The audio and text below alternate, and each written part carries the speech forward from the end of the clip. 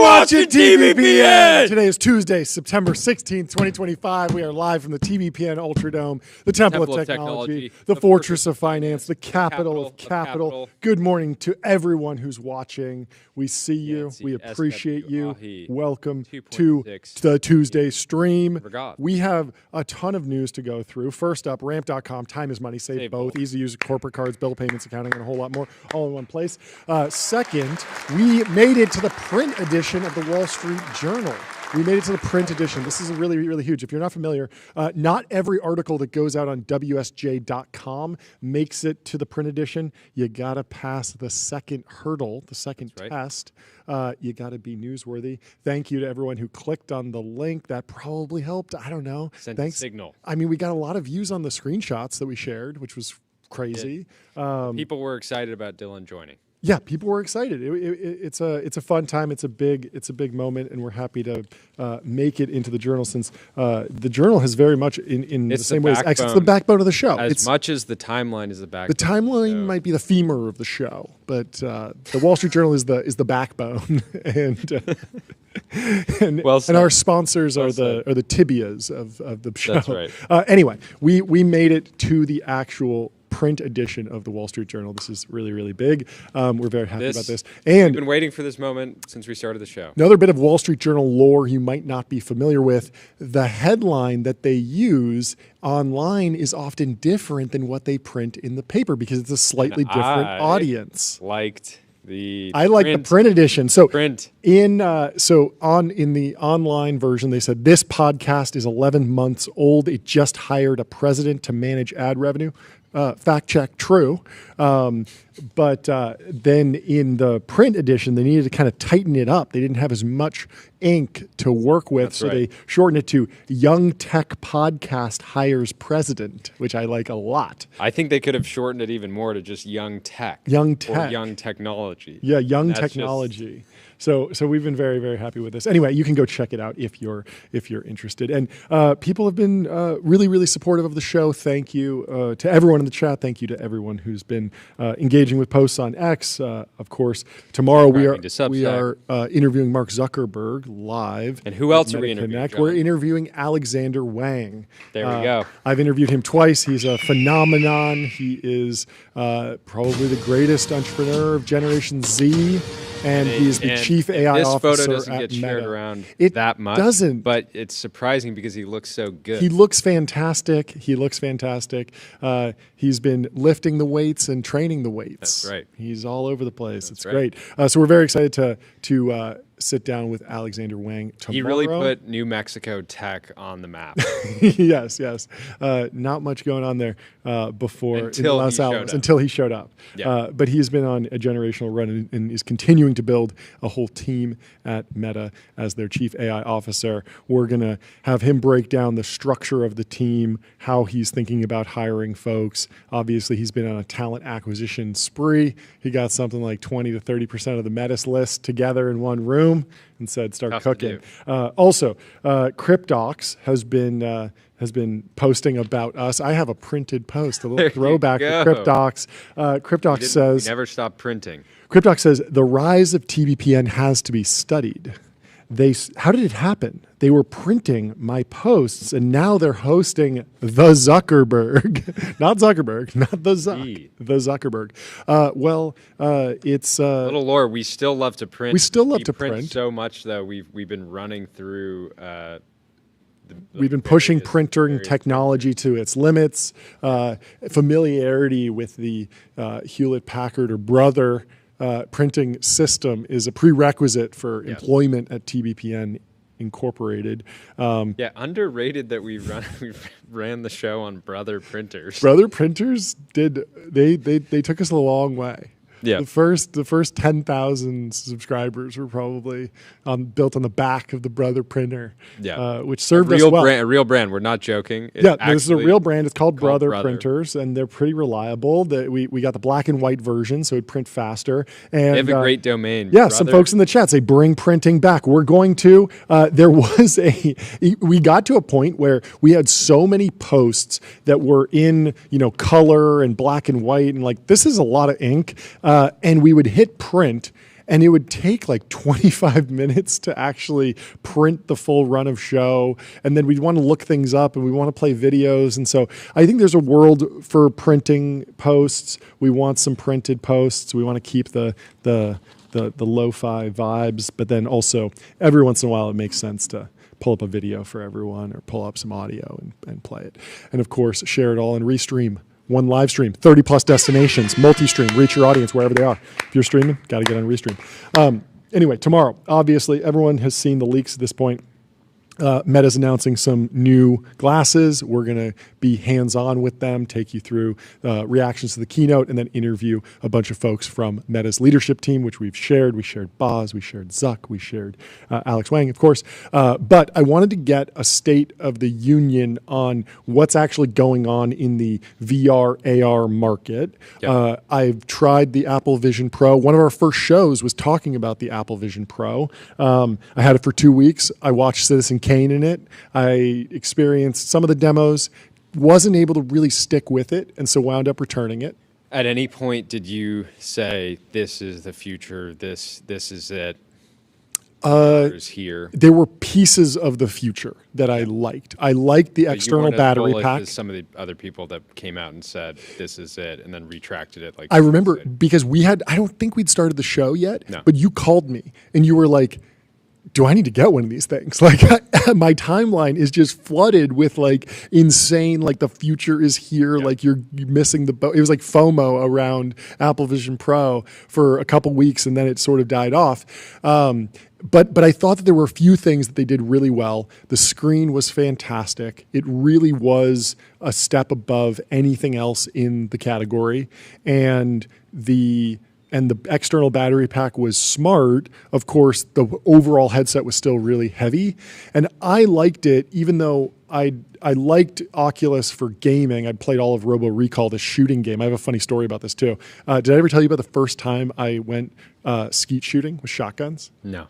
So I go to my friend's ranch in California, avocado farmer. That's actually impressive because eventually we're going to run out of stories that. I know. Yeah. You'd think I'd run out of them by now. But so I go to the ranch, my buddy's ranch, and so at some point we have to explain this. Yeah. We will be taking you through we made a simple explanation. We cracked the code on OpenAI, by the way. Can you get a wide angle, please? So we will be sharing. There we go. The full breakdown. Tyler will be breaking it down for us. It's quite simple if you actually just look at all the individual and we will be calling.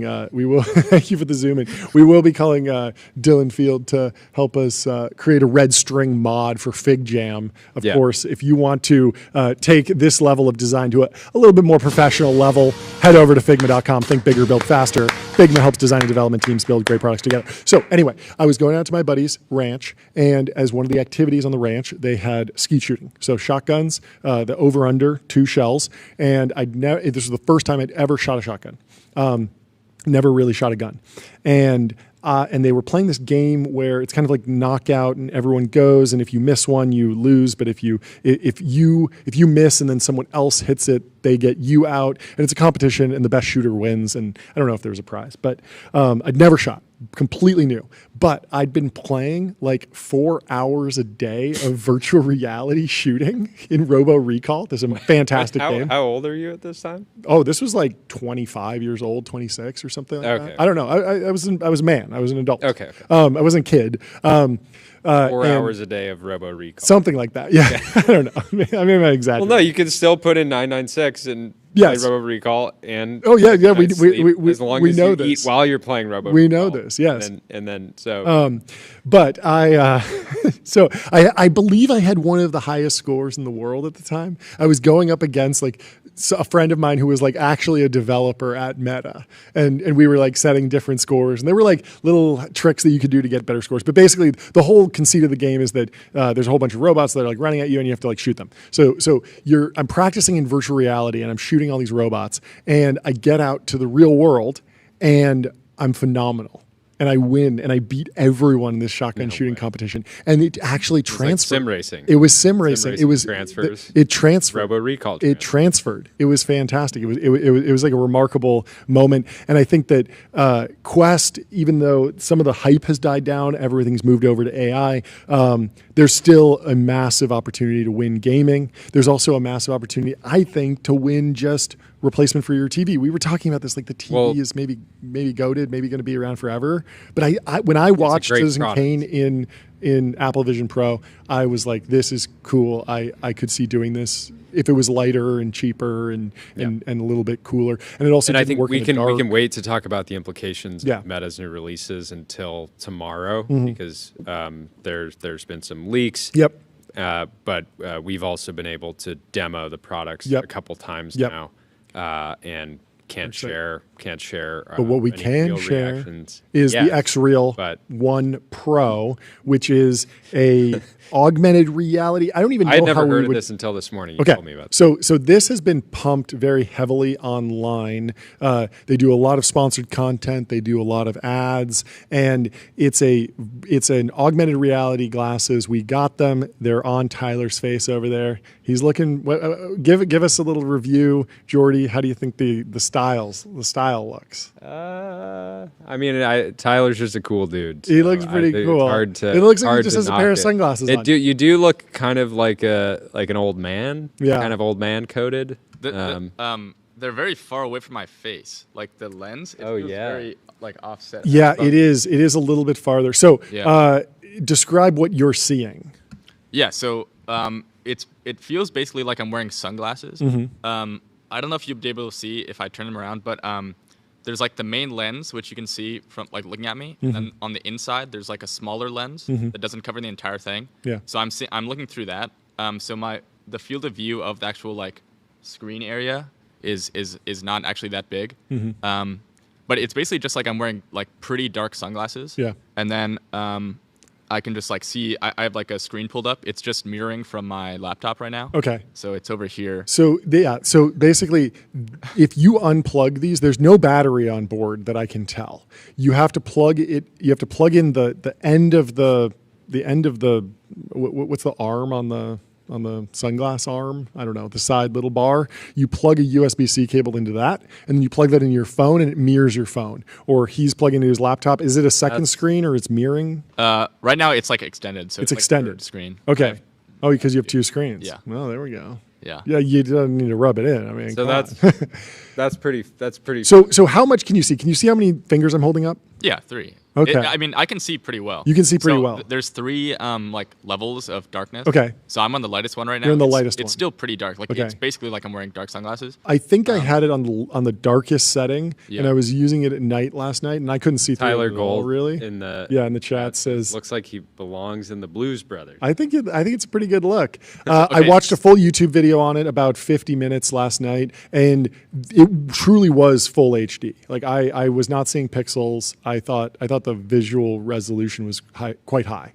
What's your review? I just turned on like the darkest setting, and I cannot see you guys at all. You can't see us at all. I can see the lights we have. Okay, that's it. Like very faintly, but I can't see you guys at all. So it's really it's actually changing the darkness of the glasses too. That's pretty cool. I can see the change when you change those. That's pretty cool. Yeah. Wow. There we go. Yeah, it goes dark. I don't know if you'll be able to see that in the video, but I can certainly see it from here. Anyway, so what have you demoed? What do you think about the user experience of having the screen on your face have to connect to the screen in front of you? I don't think it's that crazy. I always thought that, like, I want a very concrete, like, first, like, killer app. And so for the iPhone, I was debating this with Mark Andreessen.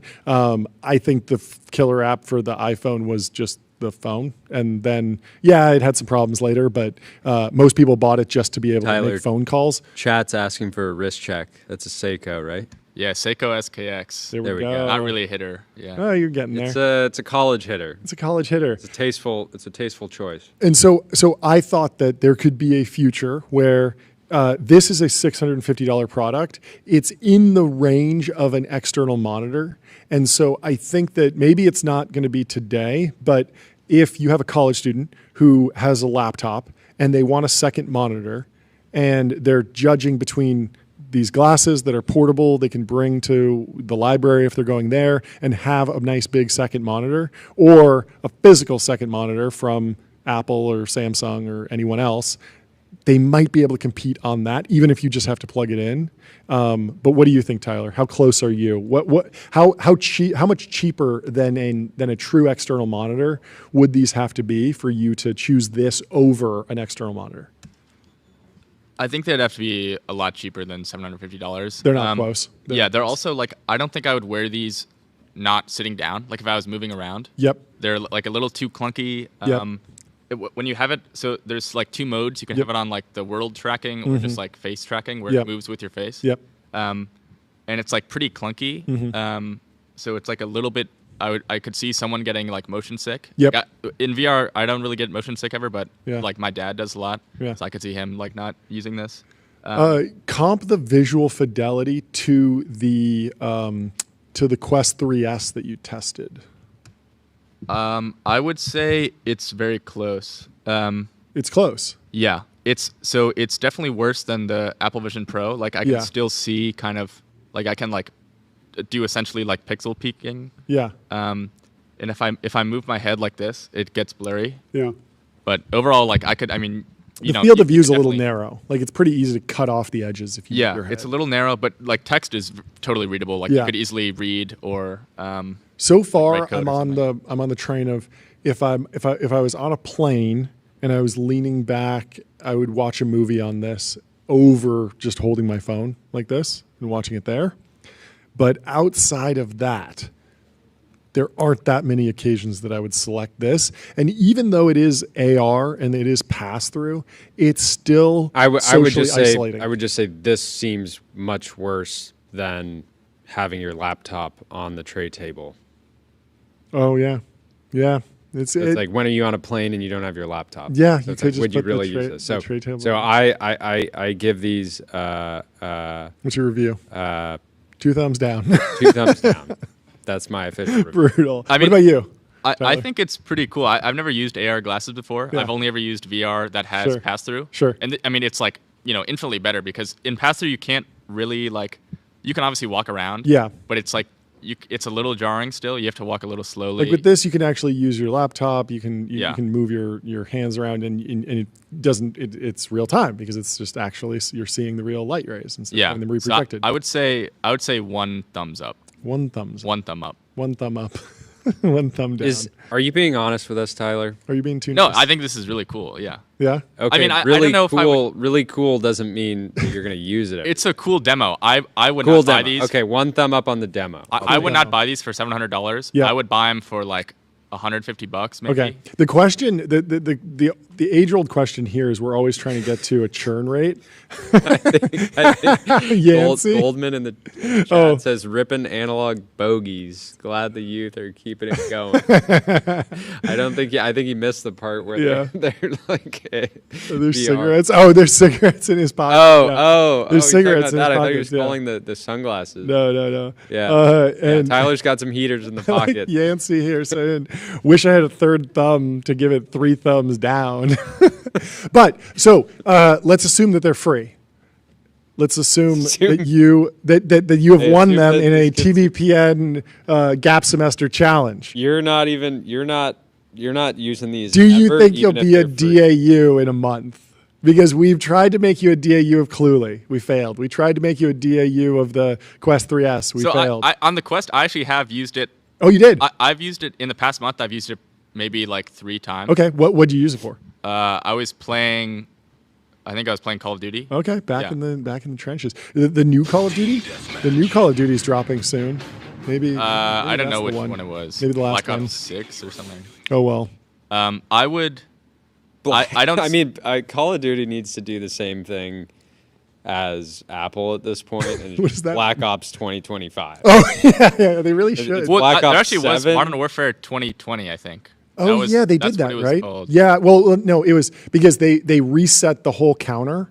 So it was Modern Warfare 1, 2, 3, 4, and then they just were like, let's start over. Let's do Modern Warfare again. And so anytime that you would need to confuse the old Modern Warfare and the new Modern Warfare, people would be like, Modern Warfare, but the 2020 edition. Okay. It wasn't Modern Warfare. So Dan Ratliff in the chat has a good idea. He says, get the chat ripping an inch from Tyler's face. Ooh, I like that. Yeah, can you pull up chat? Plug the chat into so you can just see the chat, right? So I'm looking at myself right now, and they're really dark. It looks like I'm like blind. Yeah, it does. So well, I mean that's mostly because you're indoors. Like if we were outside and you were on a sunny beach or something, I feel like you would look a lot more normal. To be clear, that is incredibly that's not what you want. You want glasses that look like normal glasses. Yes. I agree. And so like the Meta Ray-Bans, just the current ones that are already out, if someone is sitting at their office with those and they have them in their clear frames, you would just be like, it's as weird as having headphones in. Like it's just like, oh yeah, they're wearing glasses. Like you can immediately clock these as like something is going on with totally.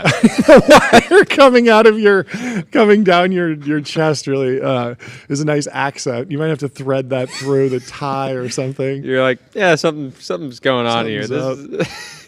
You look like an intelligence asset, you know? You're just like, oh. If you're in an SF party and and someone's wearing these. Pulls out this. Yeah. That's great.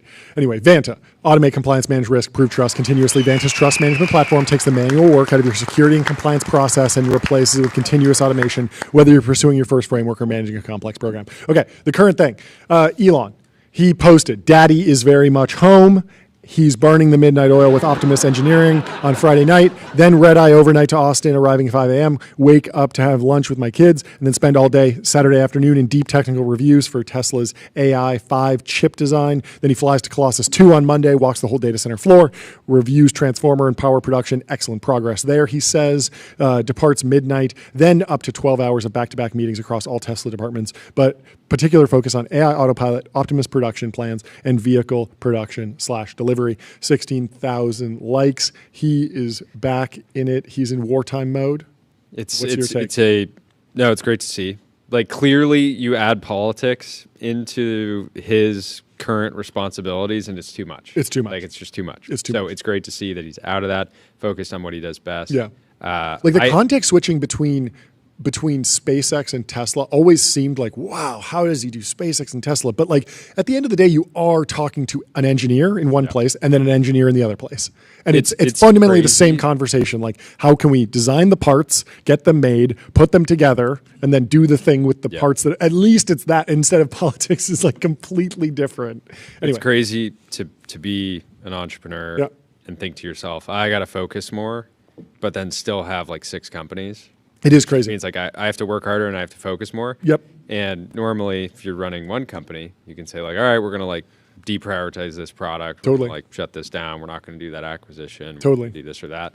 But he doesn't have that luxury. He just has to. This was the odd take. Daddy is very much home. You got a lot of houses, brother. You got a lot of houses. But at the same time, House Elon, as I'm calling it, does have some synergies between it, and a lot more now that you take politics out of the mix, like you mentioned. So I was thinking, and I don't know if I want to dox them, but I was visiting 2 friends of mine who run a design consultancy together. I pulled into their Los Angeles office space, which they had designed from the ground up. These guys are super into design. They have custom furniture, custom tables. Everything is custom. And I noticed they had 2 identical Tesla Model Ys parked in front of the building. And I was like, that's kind of a funny choice for guys who pride themselves on finding like unique and creative design ideas all day long. Like everything they do is considered unique. I would have expected some bespoke car, like the bespoke office building. And when I talked to them, they had a good rationale behind their decision. They said, what true luxuries are left in the automotive world? It's just self-driving, and nothing comes close to a Tesla. That was their take. You can disagree. But for a lot of people... we've had self-driving. It's called having a driver. That's the truth. That's the truth. That's the last... Clearly, if you can make the argument that is the final... Yes. Because we drove with them to dinner, and both cars... I wasn't in there, but yeah, you were. I drove with them to dinner, and both cars made an extremely illegal left turn. So a human driver would never do anything illegal in a car? I would fire a human driver that made that turn. Oh, okay. It was egregious. It was egregious. But of course, I agree with the point broadly. Yes. Sure. Maybe it's not superhuman level. Maybe it's not the best self-driving, better than an actual professional driver, but it's on the path. And it's clearly a notch above the rest of the OEMs.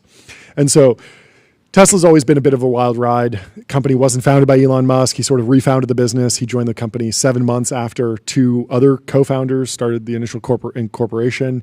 It's been a wild ride in the public markets. There's a barrage of skepticism the whole time, pressure from short sellers. The stock's never traded like a traditional car maker, but it's also never operated like one.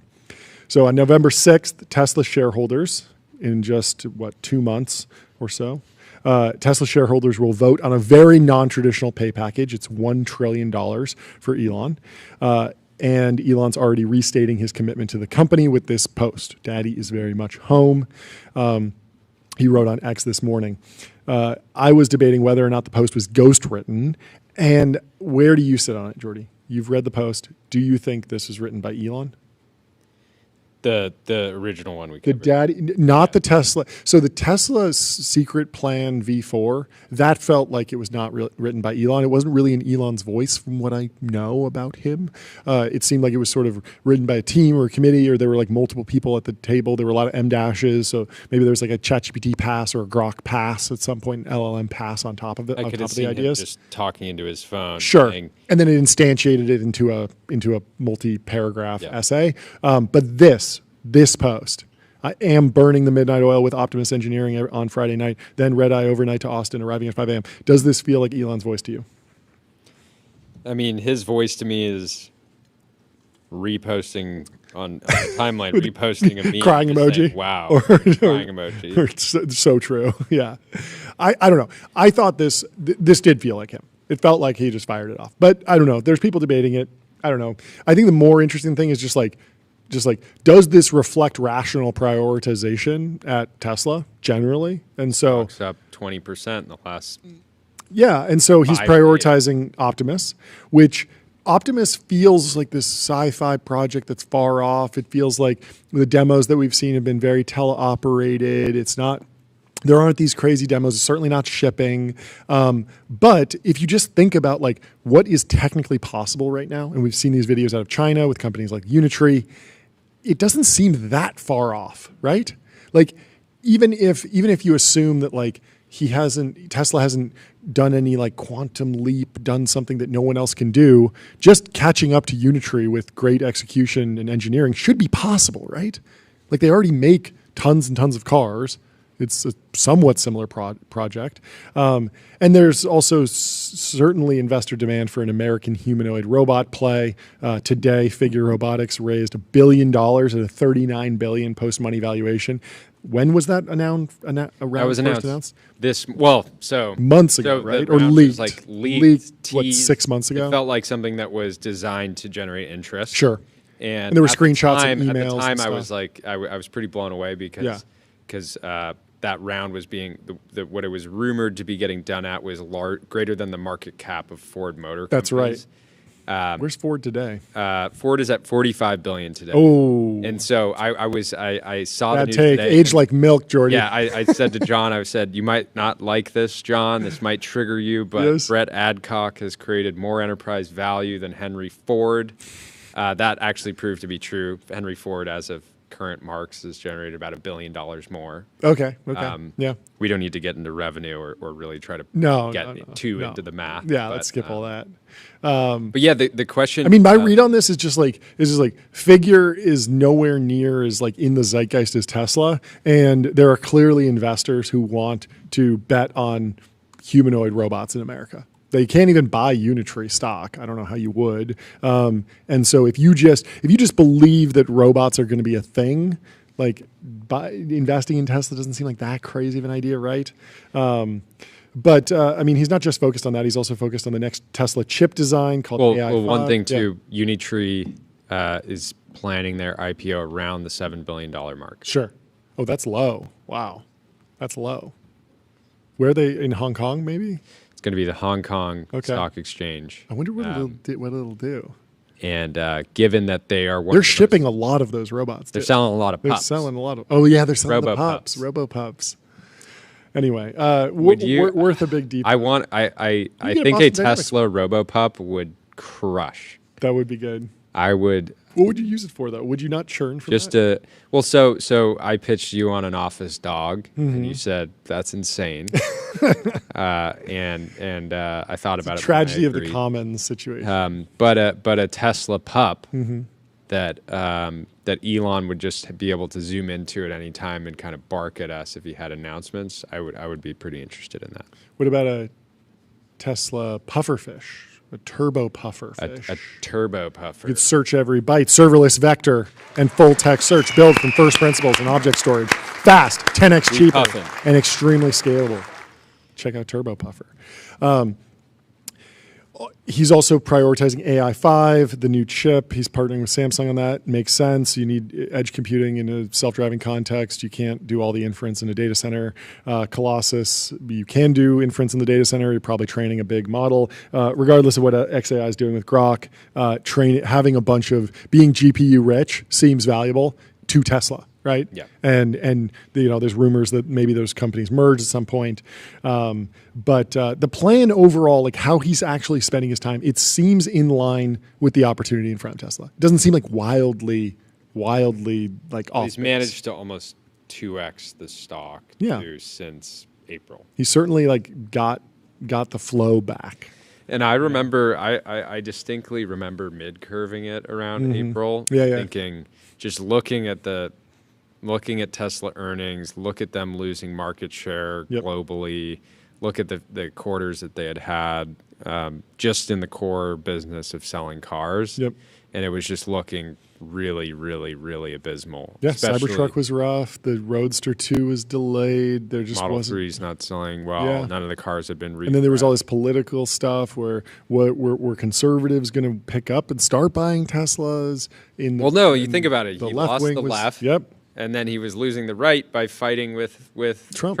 Yeah. So who's the base? Yeah. It was like losses on both sides. But I think that the car buyer has a shorter memory for these things, and will when you're leasing cars for $299, exactly less than an Equinox, and it does perform well on all the benchmarks essentially. It is great value compared to any other car in that price range. Yep, totally. And so the bear case here for Elon bringing it back and returning home is that he has multiple homes. SpaceX, Neuralink, Boring Company, XAI. It can't be easy to juggle everything, but at least he's been able to pull back time spent in DC. Neuralink. No, I said Neuralink. Said yeah. And it seems like there are new plans in the works to consolidate House Elon down to fewer entities so it's easier to manage. Overall, his current Tesla plan outlined in this post is a lot clearer to me than the Tesla secret plan V4 that felt written by a committee, or even worse, an LLM. Even if you're seeing signs of being stretched too thin, it's very hard to root against someone who's already built such a large automotive company in America and is taking a serious run at a self-driving network and a humanoid robotics play. There's lots of froth. But I like Elon being home at Tesla and focused on making science fiction reality. So that's my take on Elon's latest pay package. John. Anyway, whatever they're building, they got to do it on Graphite. Graphite.dev, code review for the age of AI. Graphite helps teams on GitHub ship higher quality software faster. We didn't really talk about the Sam Altman Tucker Carlson episode that went out. It was a crazy news day, of course, with the Kirk assassination. But Chrisman went viral, who's a friend of the show. He said, after spending 7 minutes very politely accusing his guest of murder, Tucker just resumes a normal conversation to round out the interview. Incredible. Best to ever do it. And so it goes straight from suspicious death to thoughts on Elon Musk. What jobs will be lost to AI? What are the downsides of AI? Is AI a religion? The dangers of deepfakes. I love it. Yeah. Do you think this was a win for Sam? Kind of went into I think every PR person thinks it's a own goal or it's like a mistake to do. I don't know. It was so bold. It was so unexpected. Like it was. Remember, Tucker had Suchir's parents. No, you know that's what's going to happen. So you're going into the arena. You're going into the lion's den. You're debating like the most critical critic possible. And there's something brave about that. I don't know. You're not afraid. Yeah. I took it as where you're able to overcome your fear. As bullish. I think Luke Metro had this post where he was saying that his fear of the going direct movement was that CEOs would never do a hard interview ever again because there was always someone who was willing to do an easy interview with you. There was always, just do your own podcast. OpenAI has their own podcast. Sam Altman's brother has a podcast. He is friends with tons of people. He can come to us and we'll talk to him just about AI and tech and the core business and stuff and have like a business conversation. To go to Tucker is a very, very aggressive, bold move, and I think it's good leadership. I don't know. I think it's hopefully closing the book on that very sad and tragic saga. But who knows? I haven't really dug into like the actual response. Were people in Tucker's community swayed? That's the real metric, probably, because you don't want to come out of that and be like, Tyler, wow, I have more. You're going to Middle America. You're going to interview thousands of Tucker Carlson super fans. Yeah, and ask them, did he do it? Just ask them. Did he do it? No. No. Explain to them this. Explain to them the full history of OpenAI, all the connections, and see if they're bullish on the stock. That's what I want to know. Do they think 500 billion is undervalued or overvalued in Middle America? That's what I care about. So we have our chart of the OpenAI and all the connections. Tyler, you were late here last night. You didn't leave last night. You were here all kind of an all-nighter. Yeah, I was basically the goal was try to I want to explain kind of in an easy, simple way like how to think about OpenAI broadly. Oh yeah. How to think about people who are influencing it. I think you nailed it in a as clear of a way as possible. I think you nailed it. Okay. So who do we have here at the center? Yeah. So I think it's obviously best to start here. Yes. This is right here in the middle. OpenAI. Okay. So obviously, Sam Altman, OpenAI. This is the core. Yes. And so every line of string here is a real connection, correct? Yeah. Okay. Take us through some of it. Yeah. So we can see over here. These are some of kind of the main deals, right? Yes. So we have Larry Ellison, Oracle. Yes. We have Microsoft. $300 billion plan to build data centers. And then Broadcom is obviously doing chips, custom chips for OpenAI now. SoftBank is bankrolling some of it with Stargate. Microsoft has What's the connection between Johnny Ive growing Daniel? Okay. So this is actually double. So this is most people on Twitter. They see this picture, they think growing Daniel, but I mean, it's actually Steve Jobs. That's Steve Jobs. It's Steve Jobs. So it's really a double. Okay. So you see, this is pretty good. I want to talk about this. So we have Mark Andreessen. Yes.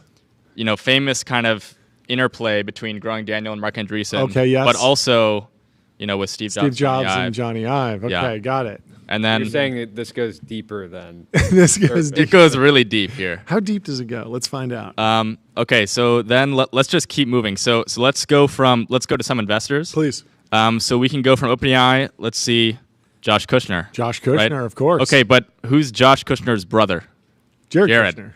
Where's Jared? First Trump administration. Okay. Yes. Okay. Now we're in politics. Let's go down PT. Okay. Right. You can see a lot of strings coming out of here. Yes. This is a core player. Core player. So I mean, there's so many directions we can go here, but let's go to Delian. Right. Yes. Delian. Where does Delian work? Founders Fund. Who is? Yes. It's obvious. Okay. Yes, it's obvious. You're putting it together. Okay. Delian's first company. Yes. Varda. No. Oh, first company. His first company. YC company. Oh yeah, it was a YC company. YC That's right. company. What was another YC company? Alexander Wang. Oh wait, Scala was a YC company. YC okay. company. Where does Alex work now? Where does he work? Mark Zuckerberg. Oh, Mark Meta. Zuckerberg. Yeah. Okay. Nat Friedman. They work together. MSL. Okay. It's so clear. Who now. did Nat Friedman sponsor? Who? Luke Ferritor. Oh, Ferritor. And where does he work? Doge. Elon. It's all connected. And who did Elon start a company with? PT. It goes back. There we go.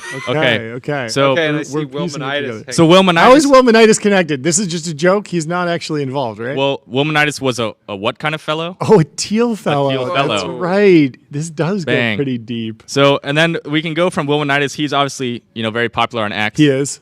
This is another kind of, at some point, there were too many strings. I didn't want to cover too much. Yes. But there's a lot of connections here. Obviously, we can go down to Dwarkesh. Okay. So he's kind of another He's a superpower. Yeah. Super connector. He's interviewed most of these folks. So let's go from Dwarkesh to Gwern, right? Okay. Yes. Gwern, obviously connected, scaling hypothesis, very influential on Ilya. Yes. This obviously goes back to OpenAI. Yes.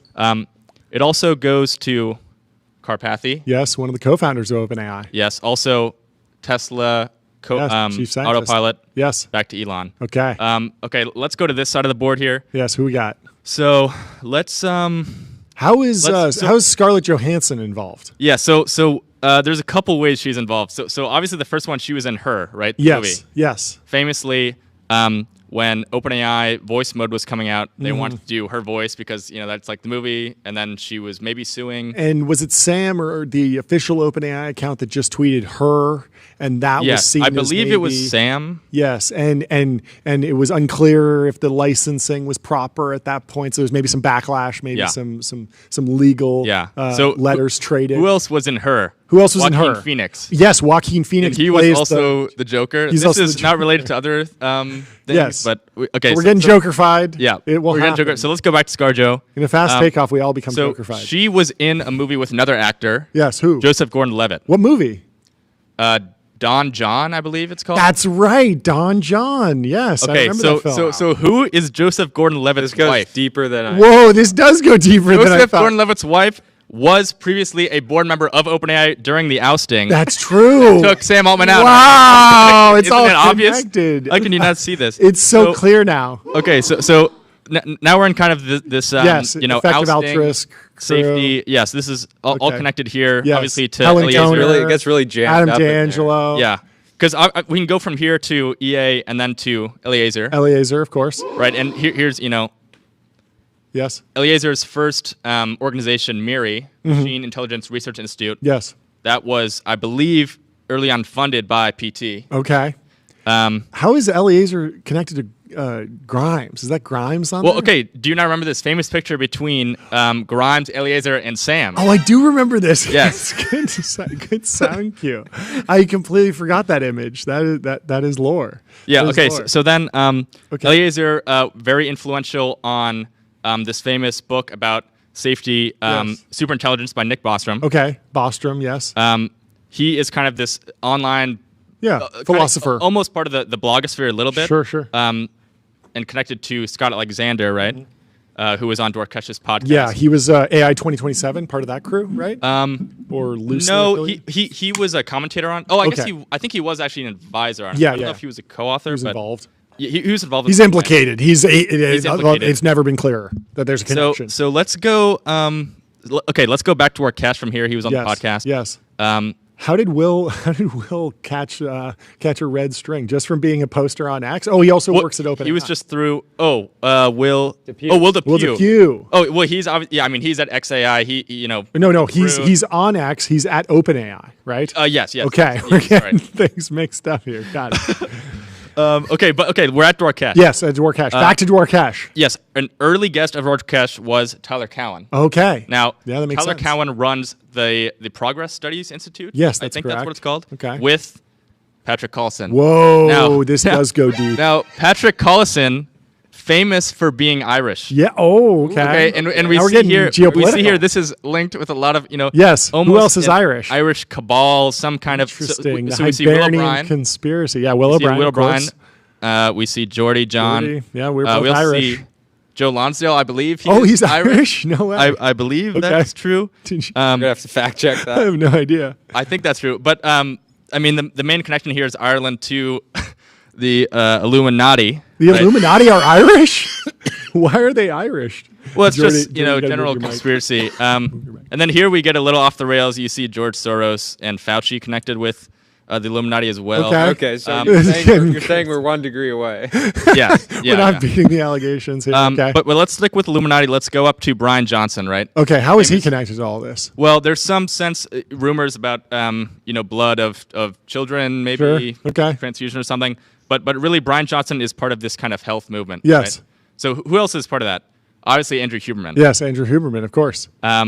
And so he's a health influencer. And once you're kind of in the category of just experts broadly. Yeah. So that takes you over to Joe Rogan. Yes, obviously, because he's a health influencer, but really he's a podcaster at heart. Yes.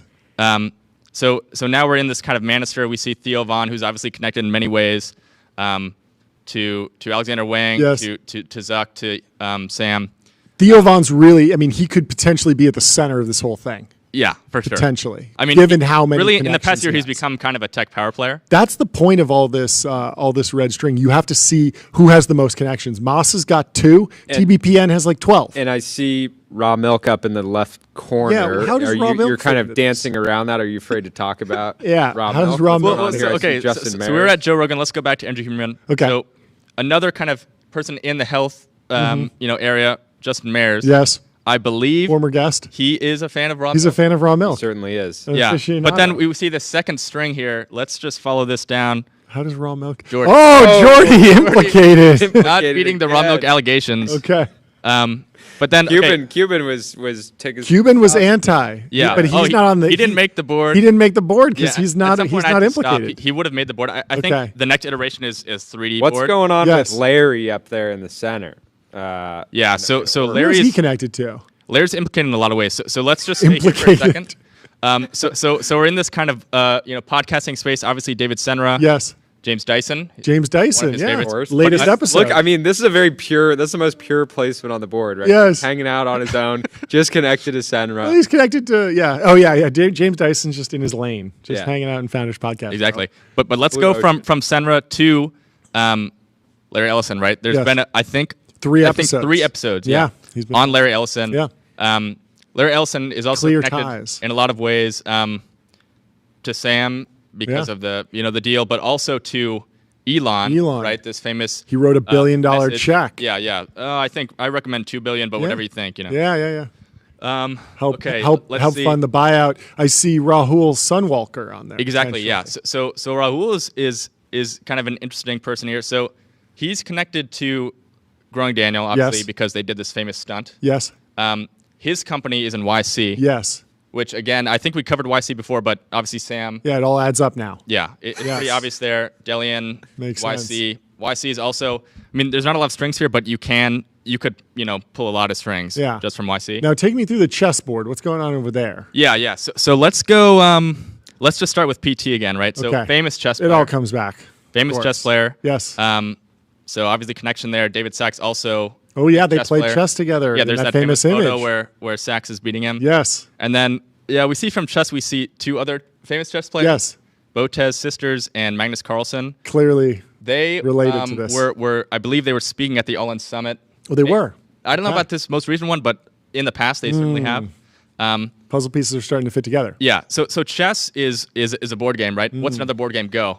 Lee Sedol. Yes. Okay. Whoa. The famous. Let me go over here. Also, cigarette smoker. Exactly. Yeah. Lee Sedol go to smoke. During the famous DeepMind AlphaGo. That's what happened. Yeah, I remember. You know, so then So obviously he's connected to Demis. Yep. From DeepMind. Then we see the rest of the Google team here. We see Eric Schmidt again connected to PT. Okay. In their famous debate. Yes. Is that Will Brown? Will Brown. How is he Of course. connected? So Will Brown is. I think you're letting him off easy here. Will Brown is Thiel backed. Okay. Yes. Because Prime Intellect. Prime Intellect, of course. He's also frequent engager. Reply guy. With Or the Rune. reply guy. That'll get you on the board these days. If you're a reply guy into Rune. Yeah. If you're going back and forth with Rune, So you're on we the see board. Rune. There's also a lot of strings coming out up here. He's has his hands in a lot of places. Yes. Fingers in a lot of pies. Exactly. Donald Boat. Yeah, how's Donald Boat Donald linked? Boat. Yeah. So Donald Boat was also one that I could have had a lot more strings coming from.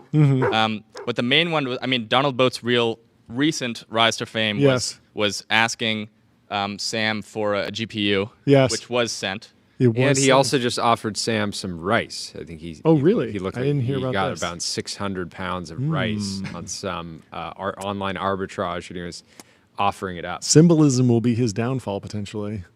Let's figure it out. And then obviously Will was also heavily implicated in these kind of Donald Boat sagas. Yes. I believe he sent him a CPU case. Yeah, I think.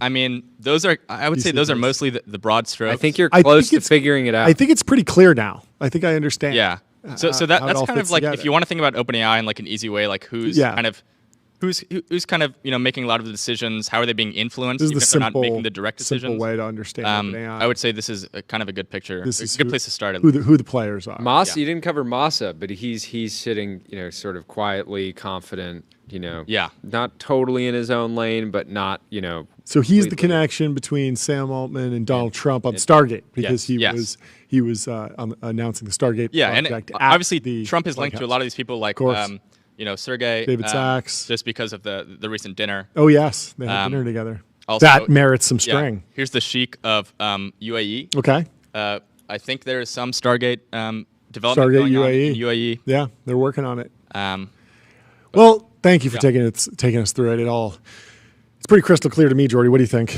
It's surprised it took people this long to kind of crack the code. Yep. It's all been out there in the open. Yeah. Symbolism will be their downfall. Pretty easy to figure out. Well, thank you for the hard work, Taylor. Well done. All it took was one intern and an all-nighter. Yes. And I guess a gap semester. We got to load up all this into Julius and analyze it, find more connections. What analysis? Do you want to run chat with your data and get expert-level insights? In seconds, we saw Raul up on the board. They're loved by over 2 million users and trusted by individuals at Princeton, BCG, and Zapier. Let's continue. Rune, also on the board, was on the timeline talking about making the argument that we are currently in the fast takeoff scenario. Very fun post. He says, right now is the time where the takeoff looks the most rapid to insiders. We don't program anymore. We just yell at Codex agents, but may look slow to everyone else as the general chatbot medium saturates. And so Prinz, there's a bunch of reactions to this. We'll go through it. Prinz says, fast takeoff does not require automation of AI research. The loop starts when AI researchers' productivity starts accelerating due to availability of better and better AI models, including coding agents. Super Dario says this is a little bit of a confusing post, but he says Dario was wrong about 90% of coding being done by AI. Boys in shambles. So if you were thinking that 90% of coding would not be done by AI, you are in shambles because 90% of coding is being done by AI. There's also... And we have Alex, who's running Codex at OpenAI, coming on later today. We will press him on, are we just writing 10 times as much code, or are we writing the same amount of code, just 90% more efficiently? What's actually going on? There's a lot of... replacing engineers yet, or are we just now that engineers can do 10 times is as much? Is it just more leverage? More of them? Yes. At what abstraction layer are we operating? And then also just how much is just raw coding a gate to better and better super intelligence? Is that the critical path? Is it just an engineering problem where you need to write a lot of code, or is there something where we need, a vast amount of I was listening to Mark Zuckerberg on Dwarkesh this morning, and he was saying that he's not a believer in fast takeoff because he thinks that at a certain point it just takes time to marshal the resources to build all the chips and a certain amount of time to build all the infrastructure to generate all the electricity, and that will act as a natural slowing function. But there's some good economic news. There's a variety of different data points that we've been looking at to track how fast of a takeoff are we in. Are we going exponential, or are we on our sigmoid grind set? And will we be plateauing at some point? That'd be a good name for somebody's alt account. Sigmoid grind set. I mean, it's just, progress historically has been a series of sigmoid functions. Yep.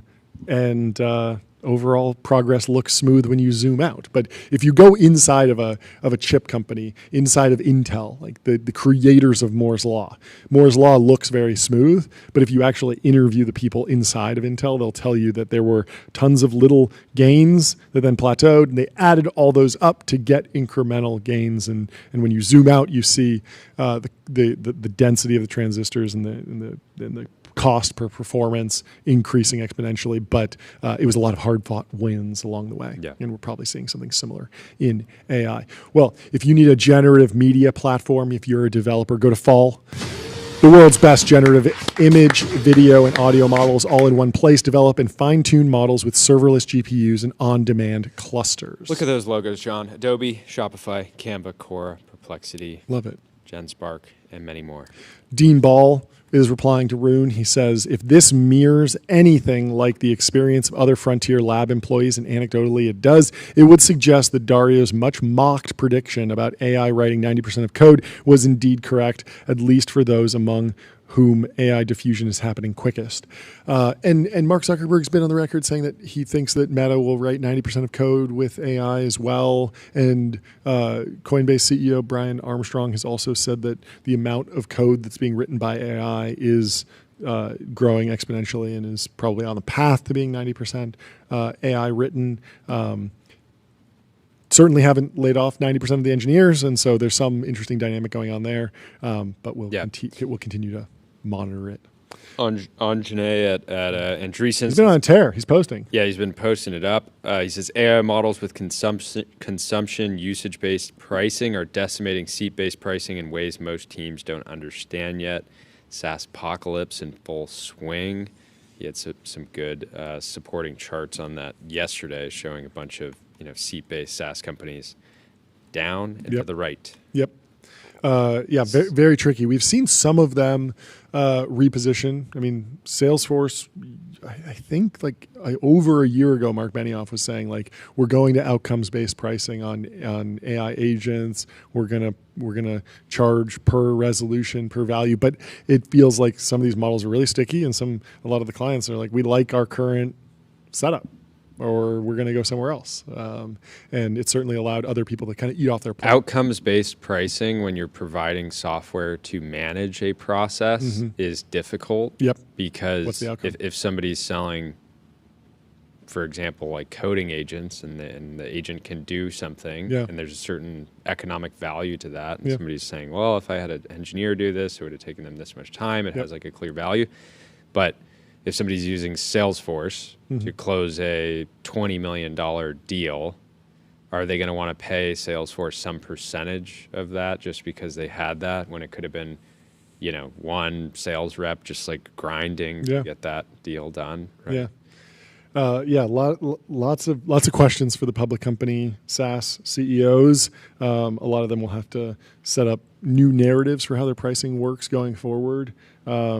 They should be able to bring their products in line with consumption-based models, but I wonder how difficult it will be for them to actually convince their customers to switch over to something that's more consumption-based. Which the alternative is, Palantir specifically has said, we're doing value-based pricing, right? You're gonna get this much value from what we're doing for you, and we're going to charge you this much, and you can run the calculus. So the prices are high. So prices are high, but the example I think we were covering it yesterday said somebody's willing to pay $10 million to do something that's going to make or save them $100 million. That's a trade that people will take. It does seem highly aligned when it can work, and so I mean it makes sense that so many of these companies that have the new business model are kind of ramping so quickly, and that's certainly the result of the like those crazy revenue ramps that we've been seeing. Anywy, get your brand mentioned in ChatGPT with Profound. Reach millions of consumers who are using AI to discover new products and brands. You can get a demo. David Senner has some sage advice from David Ogilvy. Investor in Profound. Yes. He rarely invests. Rarely. David Senner says, quoting David Ogilvy, "I admire people who work with gusto. If you don't enjoy what you are doing, I beg you to find another job. Remember the Scottish proverb, be happy while you're living, for you're a long time dead." It's a good message. Find something that you love doing and stick with it. Work with gusto. And he's not talking. What's going on here with World Labs? Yeah. If we can pull this video up. So this is one of the latest persistent generative 3D world. So World Labs is Fei Li's project. She's hiring generative AI model optimization engineers, biz ops folks, research engineers, lots of different folks. But they have a new world model that we can play the video for and see this. This is generated in real time. I think they upload a single image and then you can move around it. And all of this is, you like the music? It's pretty remarkable. Yeah, I mean, it does feel like a video game. It's very pleasant. I have a big question about how this productizes still. I was noodling on it months ago or maybe it was a few weeks ago when Google came out with their model. Tyler, do you remember that? Yeah, I mean, so this is, were you talking about like the video model that you can control around? Yep. Yeah. Yes. This is the same thing, right? No. So this is different. So this is you can actually go on if you go to marble.worldlabs.ai. Yeah, I'm on here right now. It's pretty. You can play with it. Okay. Yes. So if you move it around, it's basically it's a Gaussian splat. Okay. Yeah. So it's like looks really good, and then if you keep going, you'll start to notice like the little artifacts and stuff, and then if you go far enough away from like kind of the center spot where the world was originally generated, you'll notice it's like, completely like random, like. Okay. So this is a different, completely different architecture than the Google one. Yeah. Yeah, because that was basically just a video model. Sure. But it would have the overlay of the keyboard, and then when you would interact with the keyboard, it would overlay like the keystrokes onto the video, and then it would continually be like rendering new frames. Yeah. So this is just like this one. It generates the world, the Gaussian splat once, and then you can just like move around in it.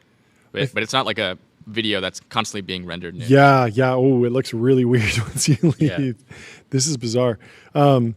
Yeah, I remember Gaussian splats being popular like a year or two ago. Yes. And then they sort of fell out of favor. It felt like they were very compute intense just to generate a single one. And we never got to like the one-click app that people can just download and then play with. There was no like game mechanic built around it. It was very much like tech preview mode. Yeah, so the big thing that came out with Gaussian splats probably a year ago was that it became very easy to render your own. So like I made one, I think it's on my website, but it's basically like my room that I made. And if you have if you can shoot on RAW, you basically take a ton of pictures of your room from all different, or whatever it is, from a bunch of different angles. Then you can like load those up. You load those up. You basically train a model to figure out where the images were taken. Sure. And then from there, you can train a model from that, which you can do on like everything. Yeah, I trained it locally on my PC. Okay. So it's not that compute. Do you remember like roughly how long the training run took on the? So I have a 4090. It took like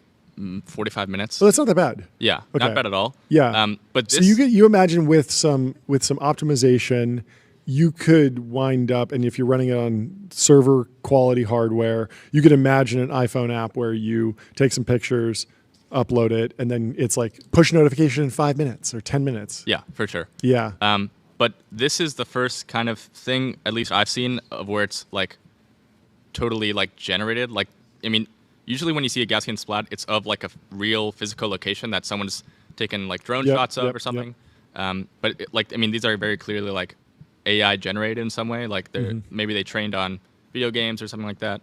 But yeah, usually when you see a Gaussian splat, it's of like a physical location. Yeah. Can you think of any like practical application for these? Everyone always says like, oh, you'll use it to train robots or like robotic models or something. Like this is like synthetic data for training robotic systems. But I feel like there's a consumer app in here somewhere, whether it's like generating video game levels or something, or like using this as some sort of pipeline for creation of some video game. I keep wondering, and this is a question we'll have to talk to the meta team about tomorrow. I keep wondering about the like we're getting close to a point where someone should be able to make a game as easy as they make a meme and post it on Instagram. But there isn't really a place where that lives right now. We've talked to a couple YC companies that are like, we will vibe code an app for you that you can put in straight to test flight. But I feel like we're going to do a deep dive on Roblox at some point. But I feel like there's like something that's going to happen in like AI enabled Roblox world where you can kind of like describe and be leveraging a lot of AI tools to describe a world. Roblox for AI will be Roblox. Maybe. Because they're definitely not asleep at the wheel here. We got to get some of their updated numbers. I think they were pulling. Yeah, Brandon sent me the data. We're going to do a whole deep dive on it. It's pretty probably. Remarkable.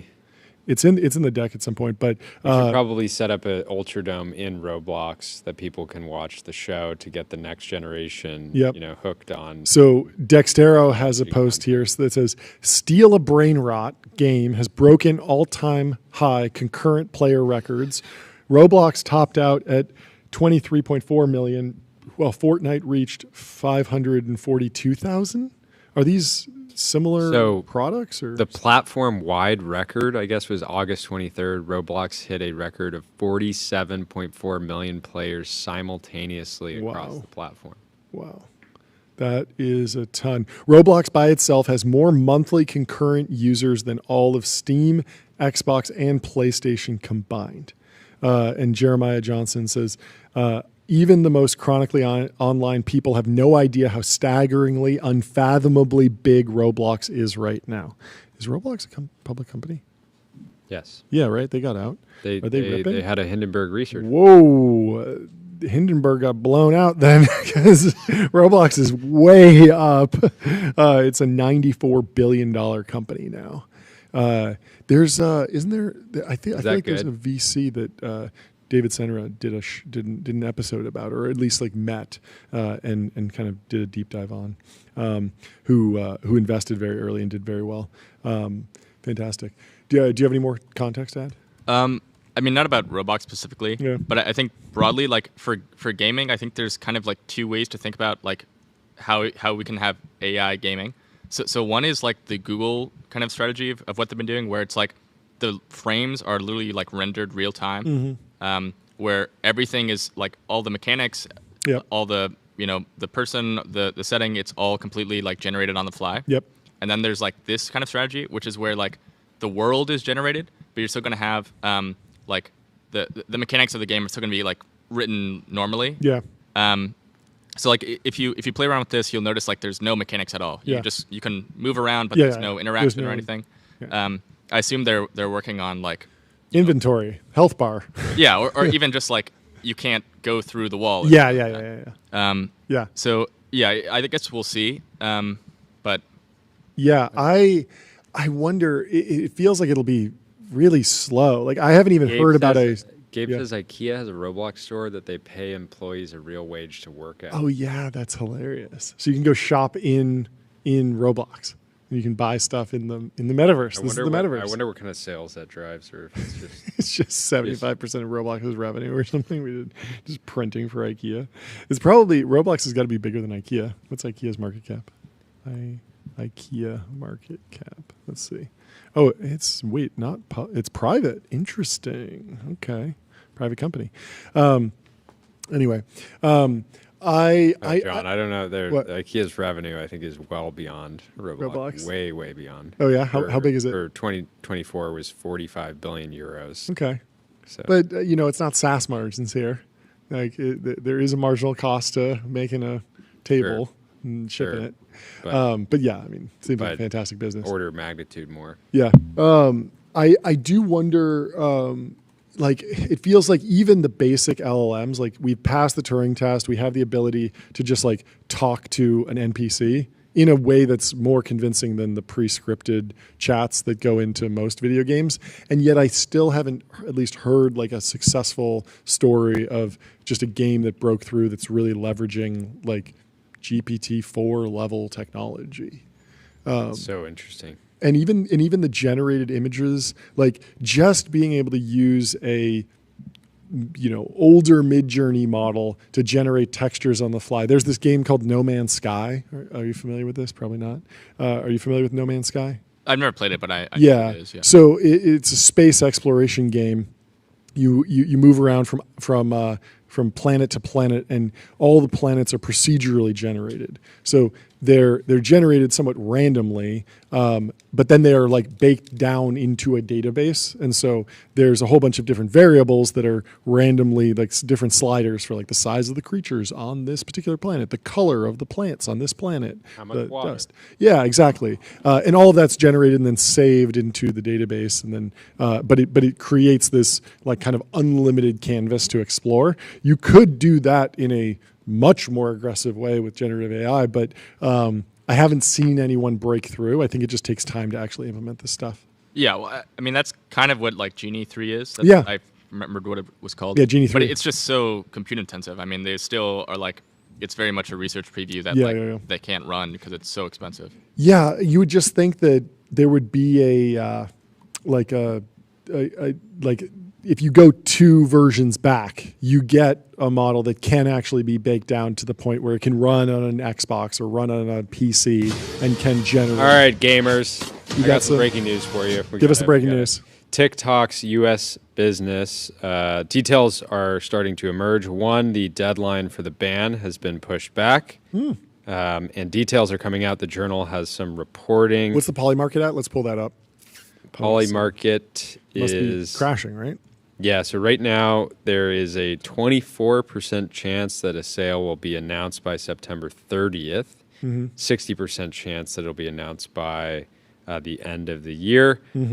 But the Journal is reporting that TikTok's U.S. business may be controlled by a consortium including Oracle, Silver Lake, and guess the last one. Larry Ellison, personally.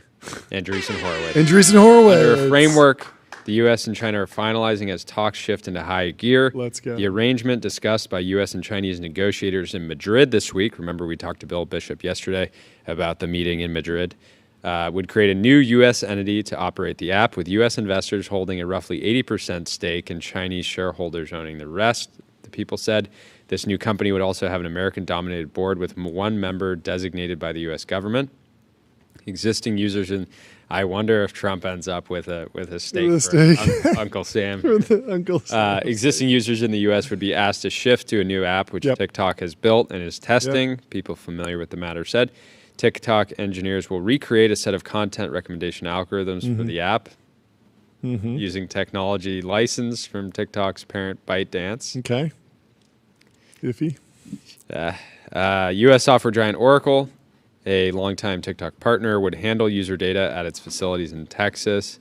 Both sides are still working out the final details of what the proposed deal and terms could change.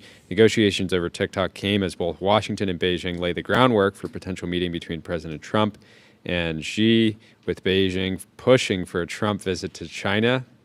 That would be crazy. They said, "Thank you for." They want that meeting to happen somewhere where Trump can't fly the Raiders over.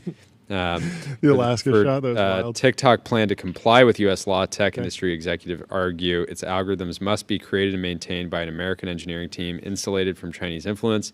Beyond the financial terms, deciding how to handle TikTok's algorithm has been a tricky part of the deal because it is seen as arguably the most lucrative part of the company.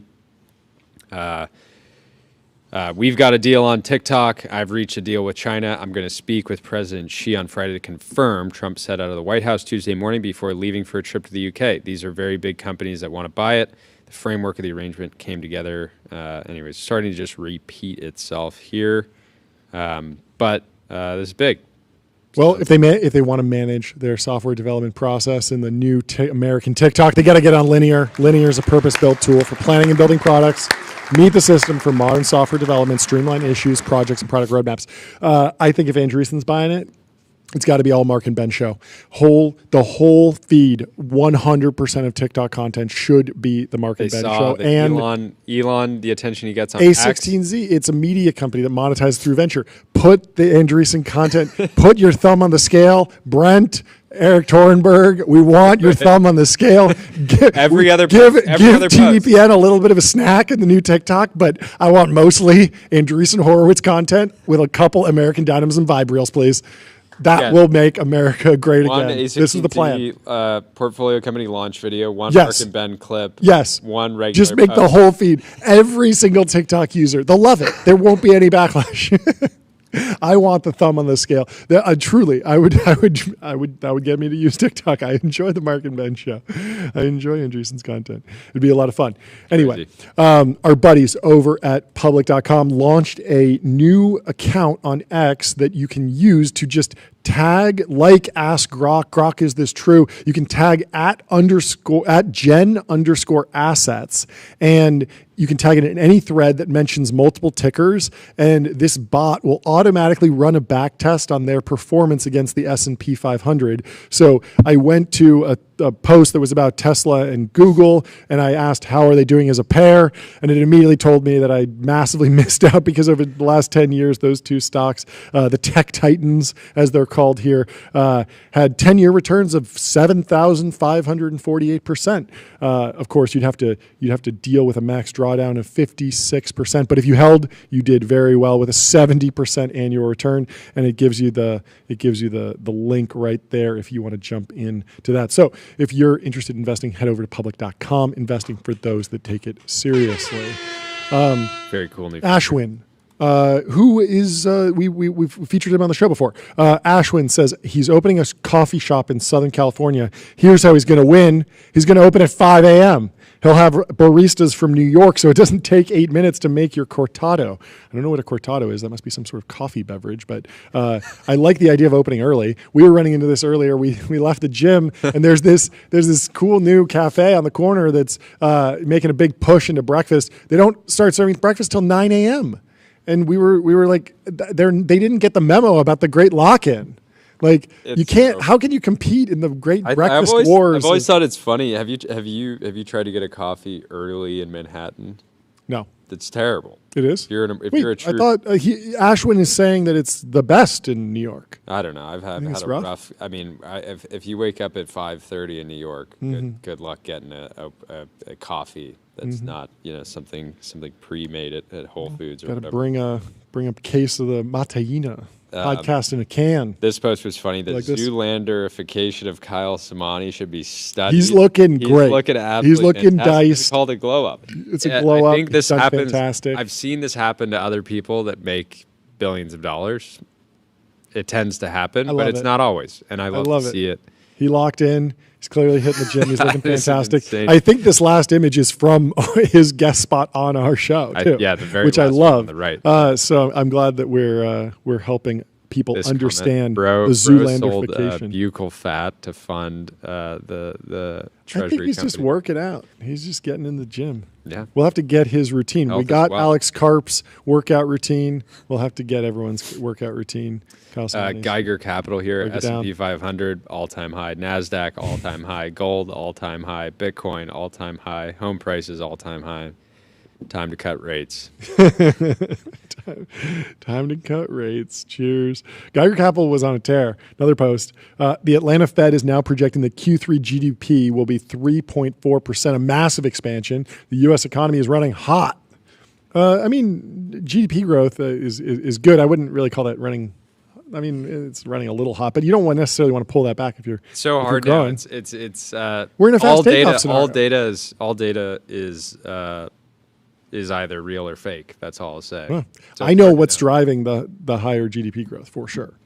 It's businesses spending less time on sales tax compliance. That's true. They got on numeralhq.com. They put their sales tax on autopilot. They're spending less than 5 minutes a month on sales tax compliance, and now they're growing their businesses. They're growing the U.S. economy. It's all like great. Crazy. America empire continues. The most extraordinary Fed meeting has yet to be kicked off, or has just kicked off. This is from CNN. The Federal Reserve officials are convening Tuesday and Wednesday for a pivotal meeting under unprecedented circumstances. On Wednesday, at the conclusion of their two-day policy meeting, central bankers are expected to announce their first interest rate cut since December to support America's slowing labor market, with hopes that President Donald Trump's expensive tariffs might only have a limited impact on the Fed decision in September on Polymarket has 163 million of volume. Betting on it. Currently pricing, that's total volume, but they're currently pricing 95% chance of a 25 basis point decrease. Mm-hmm. So yeah, I mean, like the market's at all-time highs, gold's at all-time highs, Bitcoin's at all-time highs, but job growth during the summer was anemic, says CNN Business. Employers added an average of about 29,000 jobs in the 3 months ending in August, according to Labor Department data, slightly higher than July's average, which is the weakest 3-month pace since 2010 outside of the pandemic. There are now more unemployed people seeking work than there are job openings. New applications for jobless benefits in the week ending September 6th rose to the highest level in nearly 4 years. If the Fed cuts, maybe that will stimulate investment in business, take on extra debt. That works its way through the economy. You wind up levering up. And then something crazy? Hiring. Martin Shkreli shorting Open Door. Oh, he is.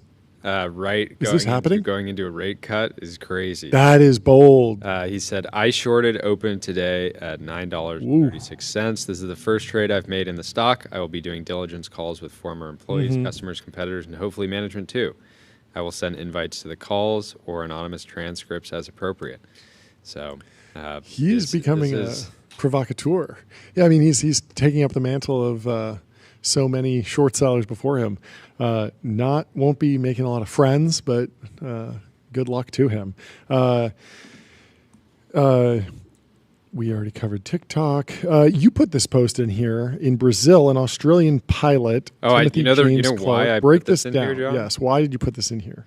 Well, tell us the story and then explain why you. Yes, this popped up. In Brazil, an Australian pilot, Timothy James Clark, died in a plane crash with 180 kilograms of cocaine on board. Drugs packaged with SpaceX branding. Yes, why SpaceX branding? I have no idea. That's why I just thought it was totally strange. strange. Tech story. It's really, you saw SpaceX and you're like, this is business news. Well, I like following the you love the traffickers. You love it. Puts me to sleep at night. I can't, when I'm trying to fall asleep, I can't watch tech content. Then my brain's going to start working. Sure. I have to just follow the...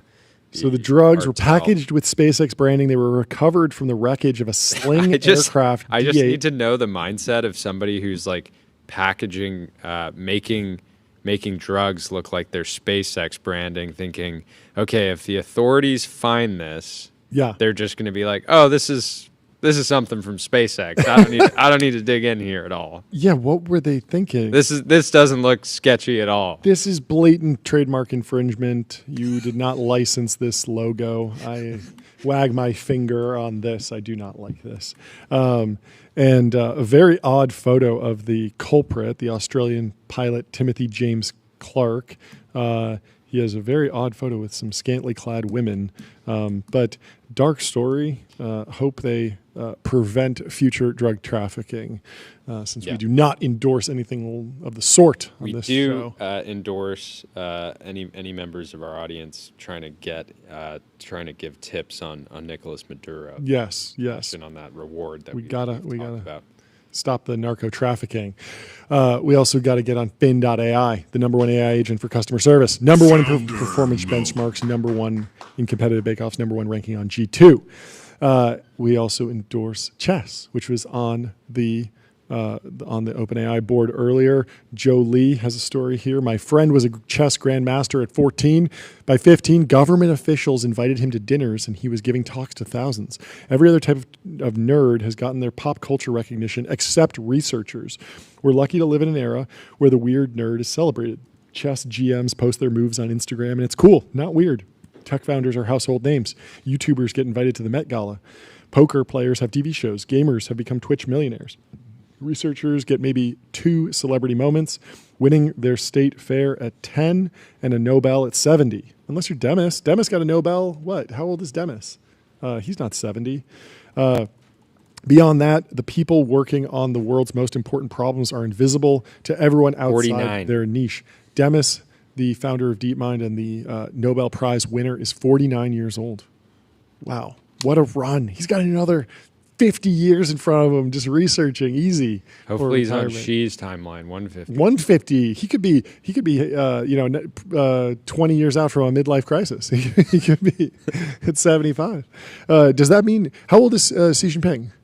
Because if he's going to live to 150, he's in his 72. He's 72. So in 3 years he'll be at half life expectancy.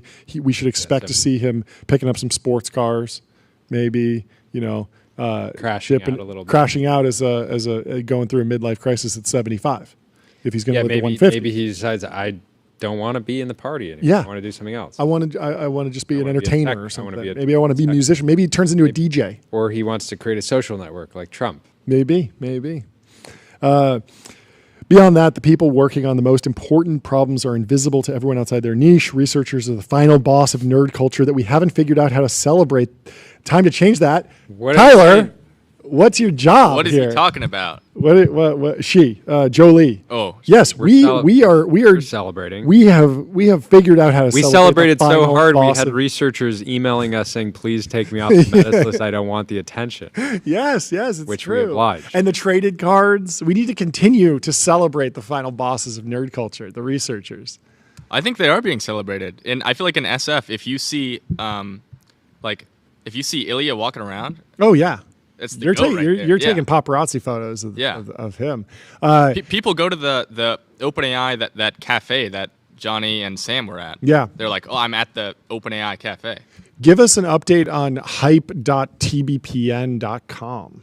How's that going? Well, the video completely flopped. It did.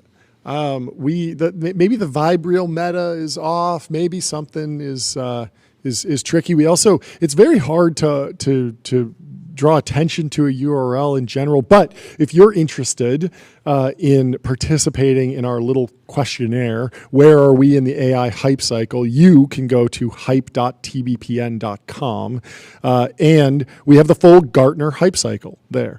Starts with the innovation trigger. So we should screen share this. Goes to the peak of inflated expectations. Then, of course, the trough of disillusionment. And finally, the plateau of productivity. And Tyler has shared some of the results. We're still collecting results. And I believe that the consensus estimate of where we are in the AI hype cycle. They're putting their hands up. I think so the yellow dot is where Tyler is, just past the peak of inflated expectations. You're cooling off. Is that correct? Yeah. I mean, justify what? So I don't know if I'm exactly there. I mean, it's very rough. I would say I'm near the peak. Mm-hmm. I don't know if I'm on the left or right side of the curve. Okay. I don't know if we're going down yet. Okay. What about you, Jordy? Where are you? You're not in the trough yet? It's hard to be in the trough given all the good news. The market's at an all-time high. Products are shipping. Products are getting better. I'm like effectively in where the yellow dot is. Yeah, coming But that off, doesn't mean things aren't hyped. It's just people realize wait, it's just better search, Yeah. We don't have there was, I mean, if you were following the Eliezer Yudikowsky crew, it was like in next year, there's not going to be any jobs and you're going to be fighting for your life in a Terminator scenario, right? So and it's like, if I'm not holding a gun mowing down robots, I'm in the trough of disillusionment because that's where my expectations were. Yeah, you can see the bulk is basically where my dot is. It's just past the peak. But you can see all the way on the left, there is one dot. Yes. Did you see this, all Jordy? The way on the left. So did you see this? I don't know. Can we go full screen on this? Yes. So there's one person who says when it comes to AI hype, we haven't even started yet. Okay, so I made a tweet about this. Yes. And then friend of the show, Jacob Rinamaki. Yes. That's him. That's him. He's all the way on the left. He's all the way on the left. Okay, his rationale was basically, no technology trigger yet. Yes. We're at 1/10,000th of solar usage of the sun. Okay. Right? We're not even close. I mean, we're not even close to what AI could be. Sure. So he's just mega AGI pilled. He is. We're not even close to. We're not even close to being like until we have the a Dyson hype sphere. hasn't even started. I mean, how can we be going down if we don't even have a Dyson sphere? That's a great take. I love Jacob. He's so much fun. I also like that there's someone on there. There's a few people that said, "Yeah, the hype cycle's done. I'm in the plateau of productivity. We went through it. They experienced the full." And I would love to know from those people. Maybe we should have some on the show or ask them to write out a little bit more of their rationale for where they are. Maybe that's in the V2. We could have put your point and then write a little free text response on why you said that.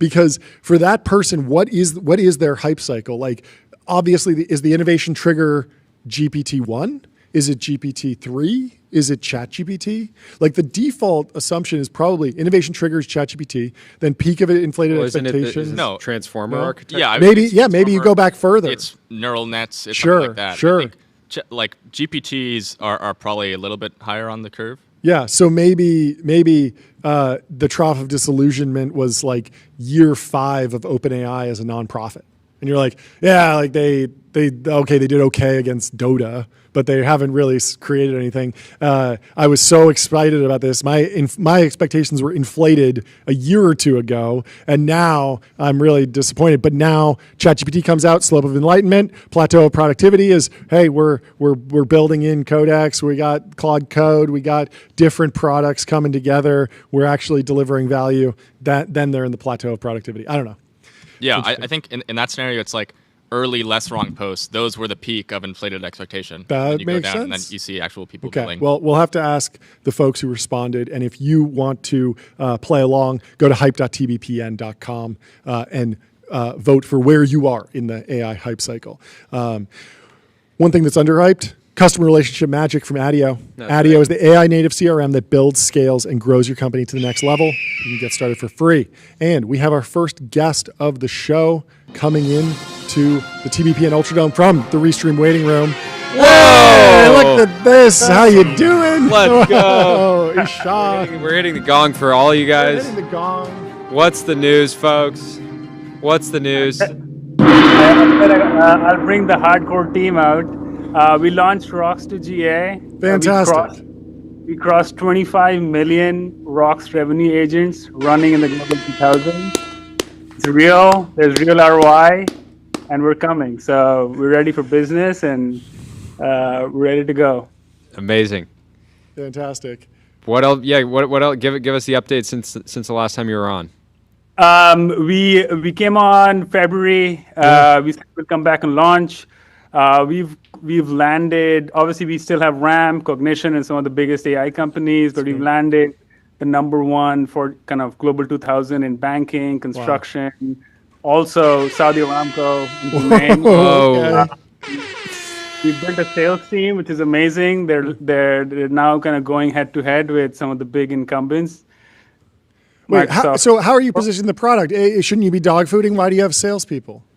Exactly. So we ran up until recently without a sales team, but now we got to go for market share. So we have a small elite sales team who can go basically work with boards who are rolling out kind of Rocks revenue agents after they've rolled coding agents. So every customer's rolled out coding agents over the last year. Yep. Now they're rolling out revenue agents, and it's a game of market share and delivering ROI, and we're the fastest to it.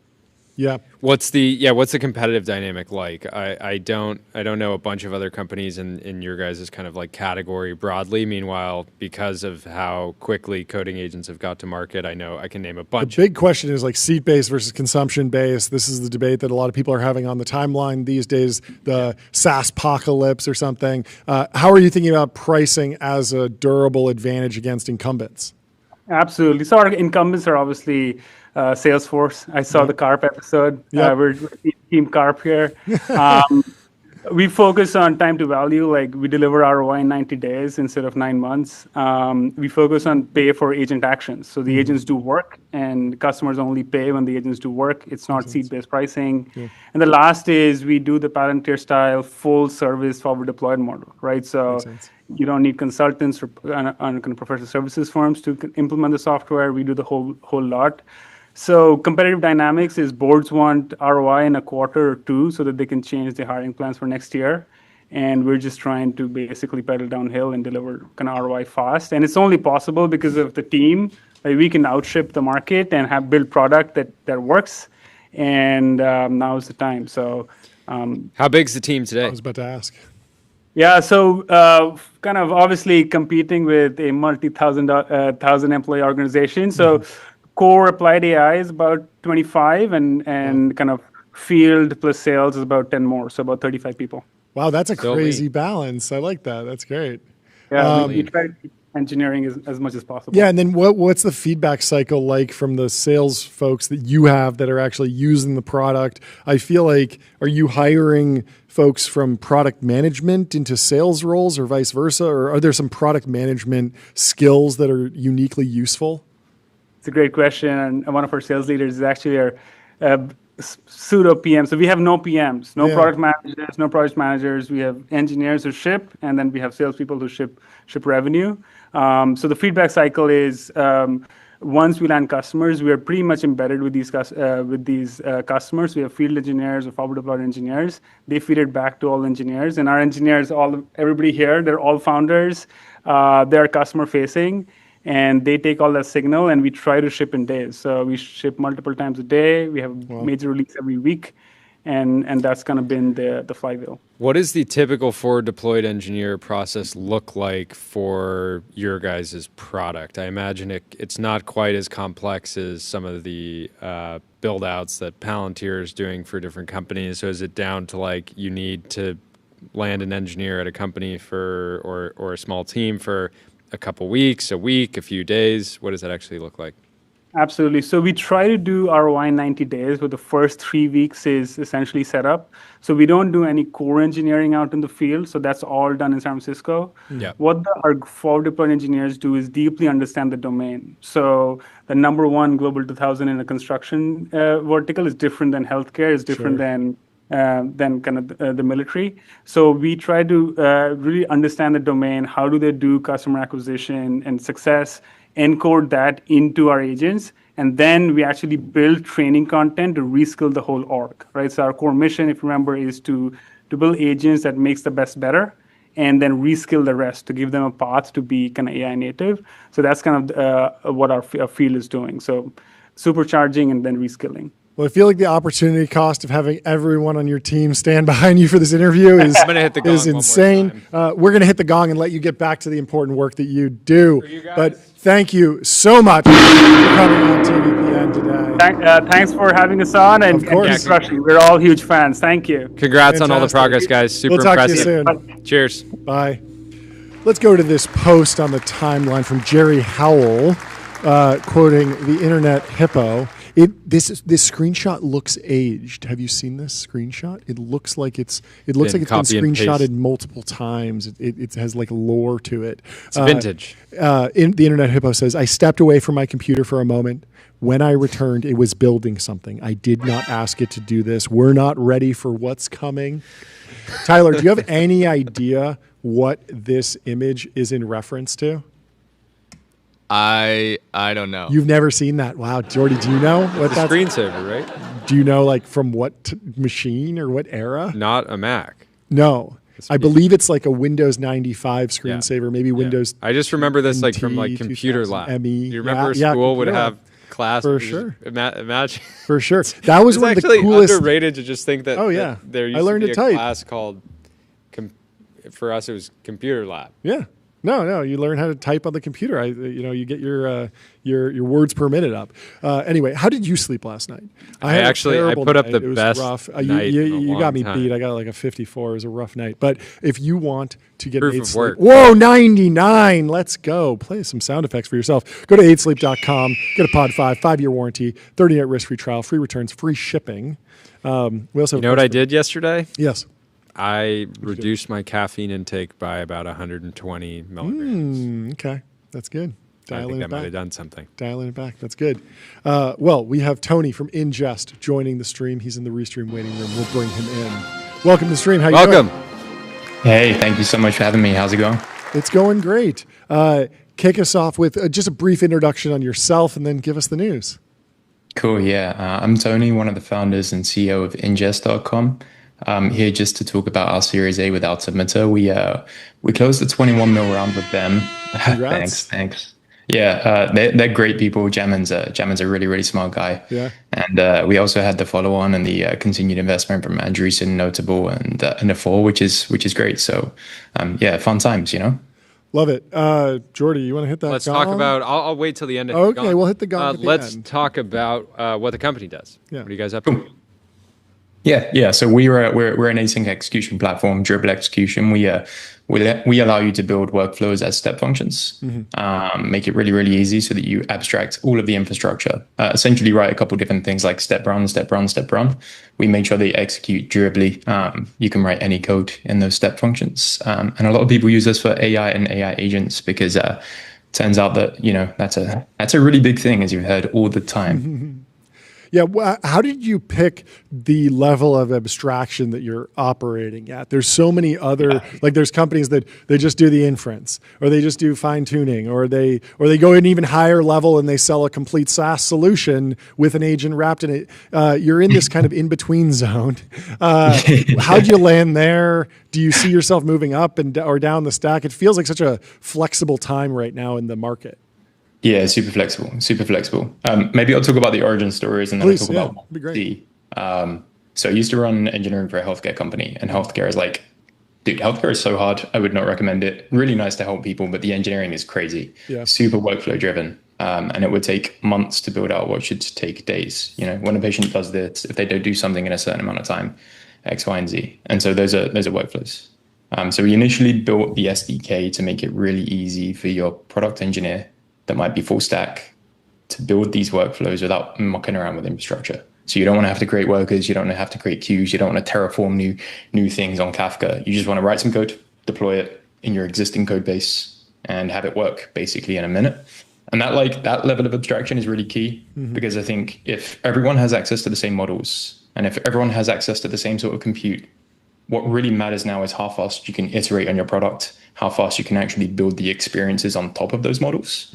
And it turns out that you can build agents for other people, but this particular layer that executes the AI, that runs the workflows, is really tough.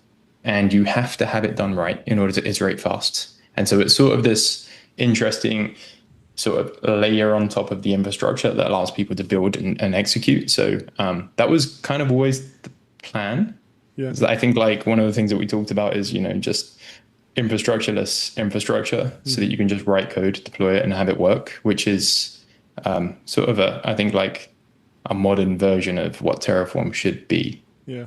What categories of agents are you most bullish on today and over the next year? We just yeah. Because again, on the consumer agent side, felt like deep research was the first killer app, consumer agent. Before that, everyone was excited about agents, but weren't necessarily daily, even weekly active users of a lot of them. Yeah, it's interesting. And you were just talking about with the person on before, the whole sales agents stuff. Right. Forward deployed stuff, and you see a lot of support.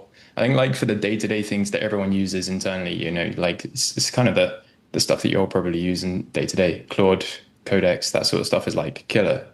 I use it for tests. It doesn't do distributed systems well enough for us right now. Yeah. But it's pretty good. And then in the future, I think it's really interesting to see people craft experiences inside their own products. Like Decagon and whatnot have done that for support for some time, which is super interesting.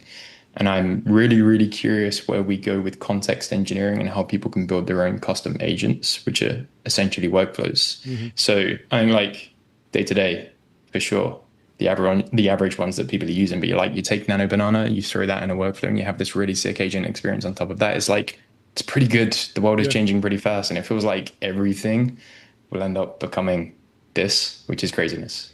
How's SoundCloud using this? I think that's an interesting case study you have there. I'd love to understand more about how a company that just does, I think of it as like a music player, a library of music. What's their strategy?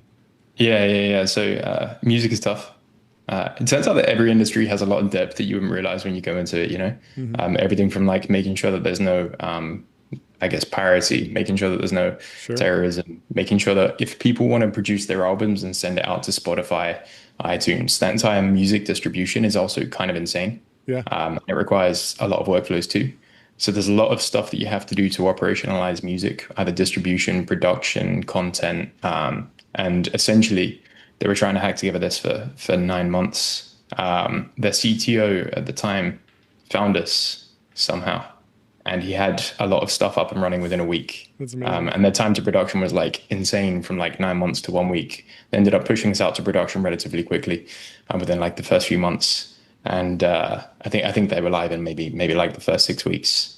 So they use this for a ton of their stuff. I think they just shipped the ability to create vinyls for your own music that you upload to Spotify. Wait, like physical vinyls? Like physical vinyls, yeah. I'm going to hit the gong for physical vinyls. Amazing.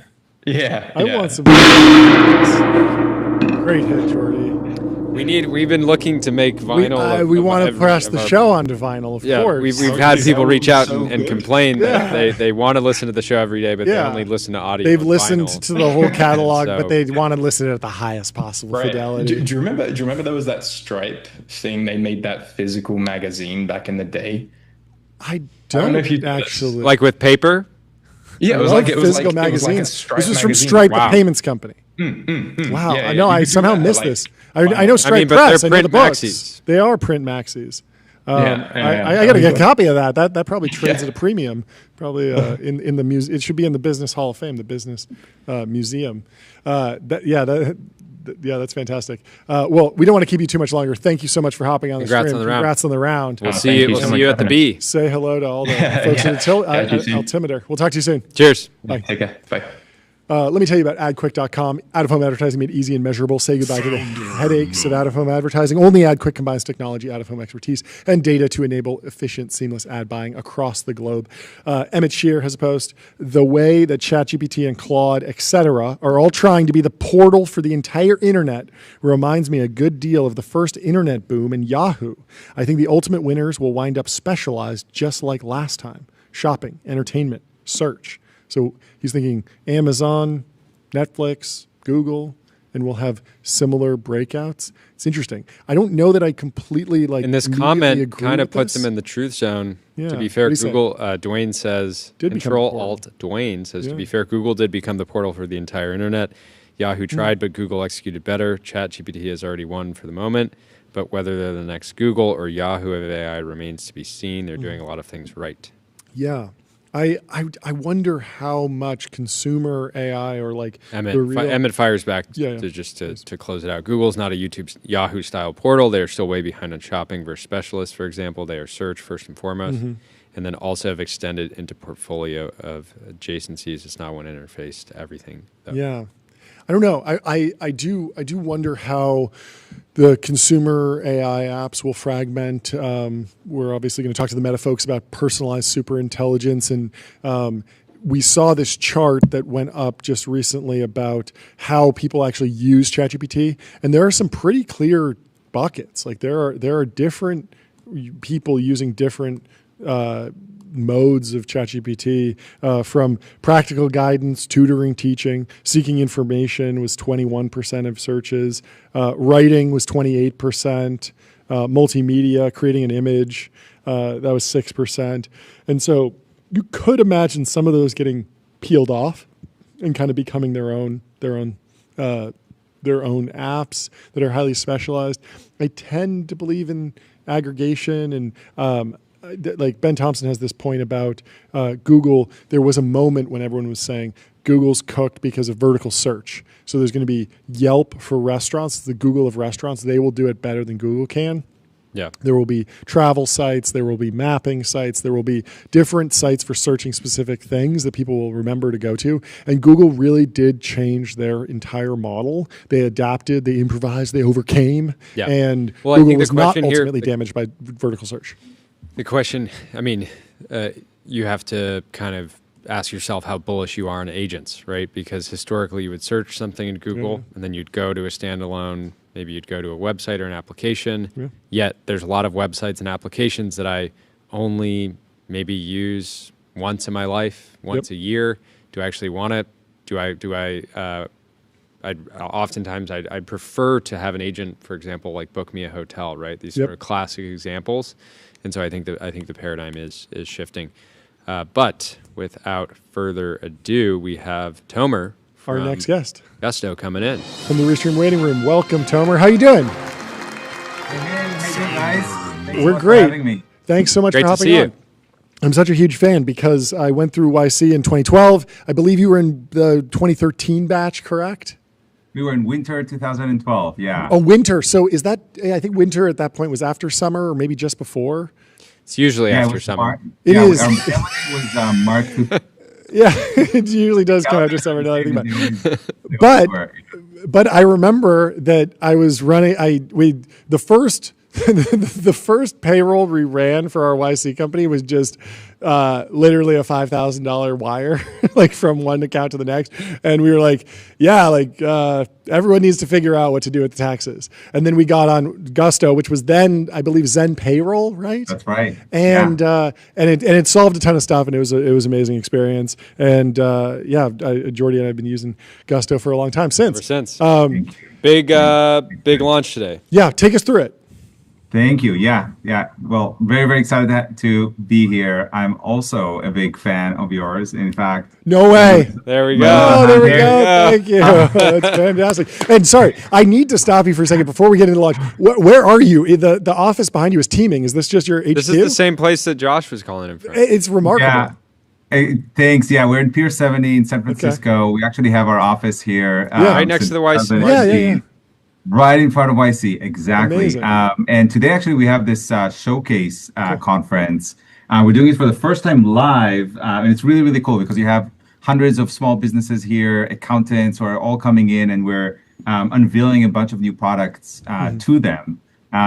So, we have showcases twice a year. We've been doing it for a while. It's kind of our big 2 product moments of the year, telling the world about all the new stuff you can do with Gusto. We started with payroll, expanded to benefits. We, announced a couple of weeks ago about the guideline. Acquisition, pending approval. Yep. And, all the different things that we've been doing over the year, time tracking, HR, and, tax credits, compliance, and other things.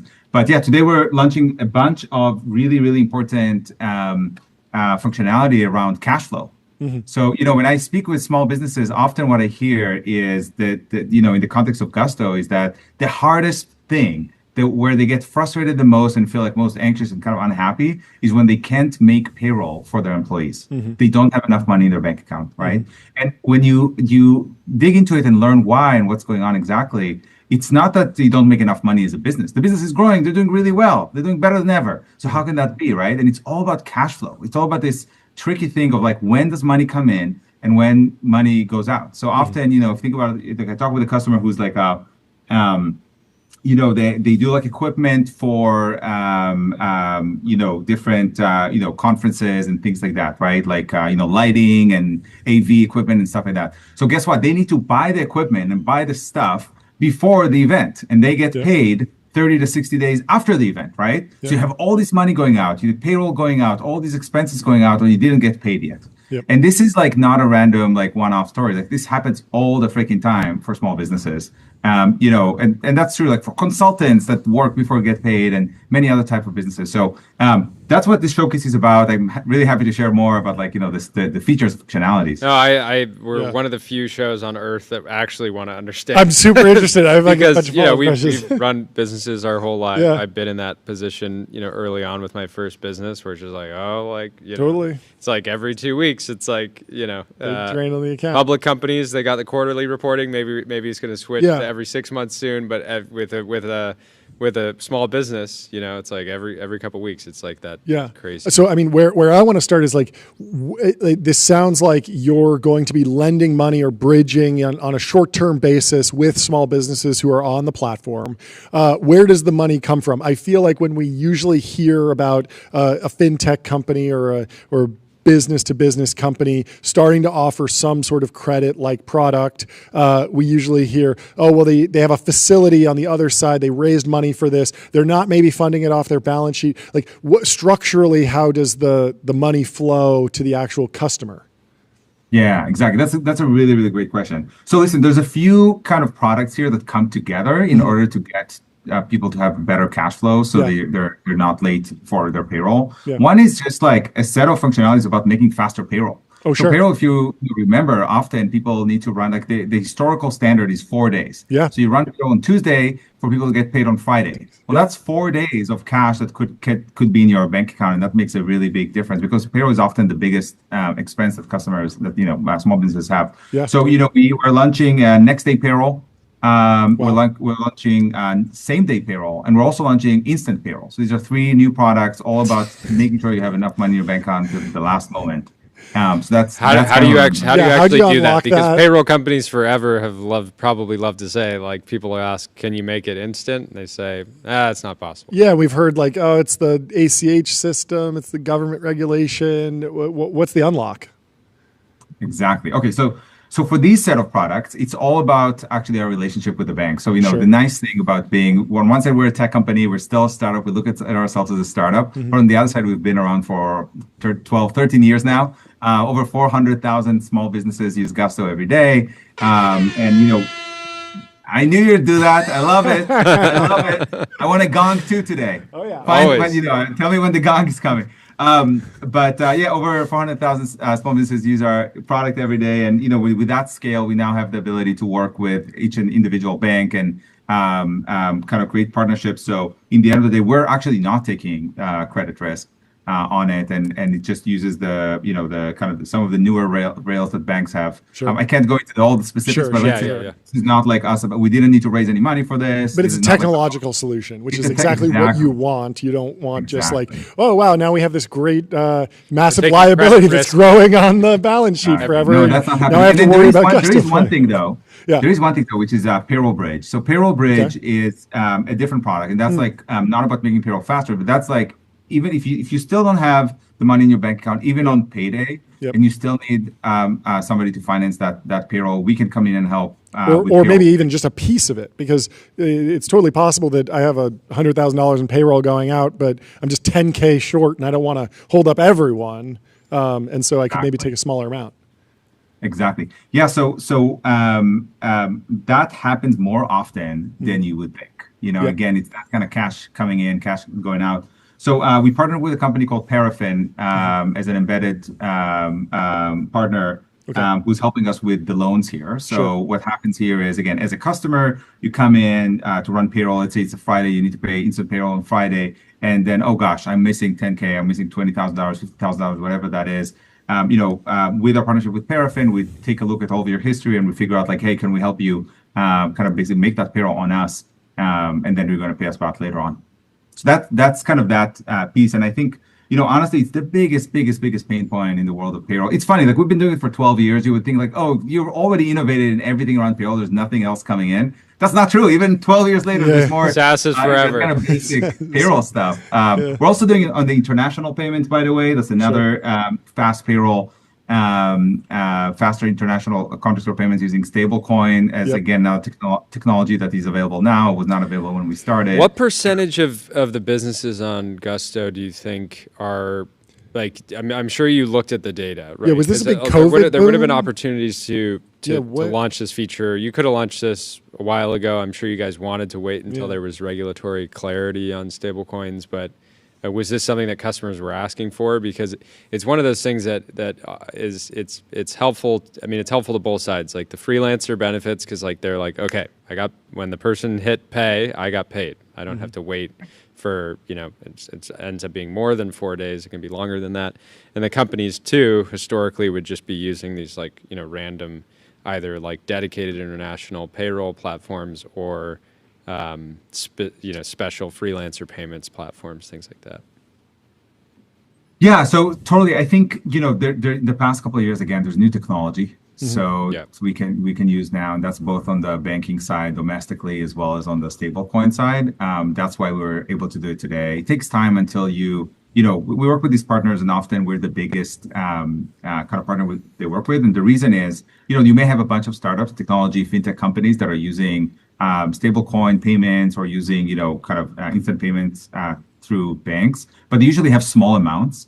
Payroll is huge amounts, right? Yeah. Tens of thousands of dollars, sometimes millions of dollars per transaction. So, you really, a lot of these kind of protocols, fintech protocols, when they come out, they have like a maximum limit. So we need to kind of work with the providers and get there. And then, yeah, you're right about the compliance side of it. Like, we work really, really closely to figure out that, one of the things that we do is I think that was a little buzzword before, AI came in and like took away all the buzzwords. But compliance technology, so there's financial technology, fintech, there's compliance technology. And in that world, that's kind of what we do every single day. We think about how do we take all the compliance worries and anxiety that small businesses have, that they don't want IRS knocking on their doors, and then help them, kind of figure out all the compliance for them. There's a couple more features that I wanted to talk about. So one is just Gusto Money. Yeah. It's a new platform. It's a new area for us. When you think about Gusto, you always think about people, right? Pay your people, onboard your people, benefits, all of that stuff. Gusto Money is us entering and expanding into a new world. So that's the world just really focus on cash flow. So, one of the things when we talk with customers is like, hey, I get paid so much later. Wouldn't be like, can you help me get paid faster? Or, when I pay my bills, like, oh gosh, that takes, they need to be paid immediately. Can you delay that payment for me? And that's why we brought in invoice payments as well as like bill pay into Gusto. And we're going to keep investing in that area because it's all connected.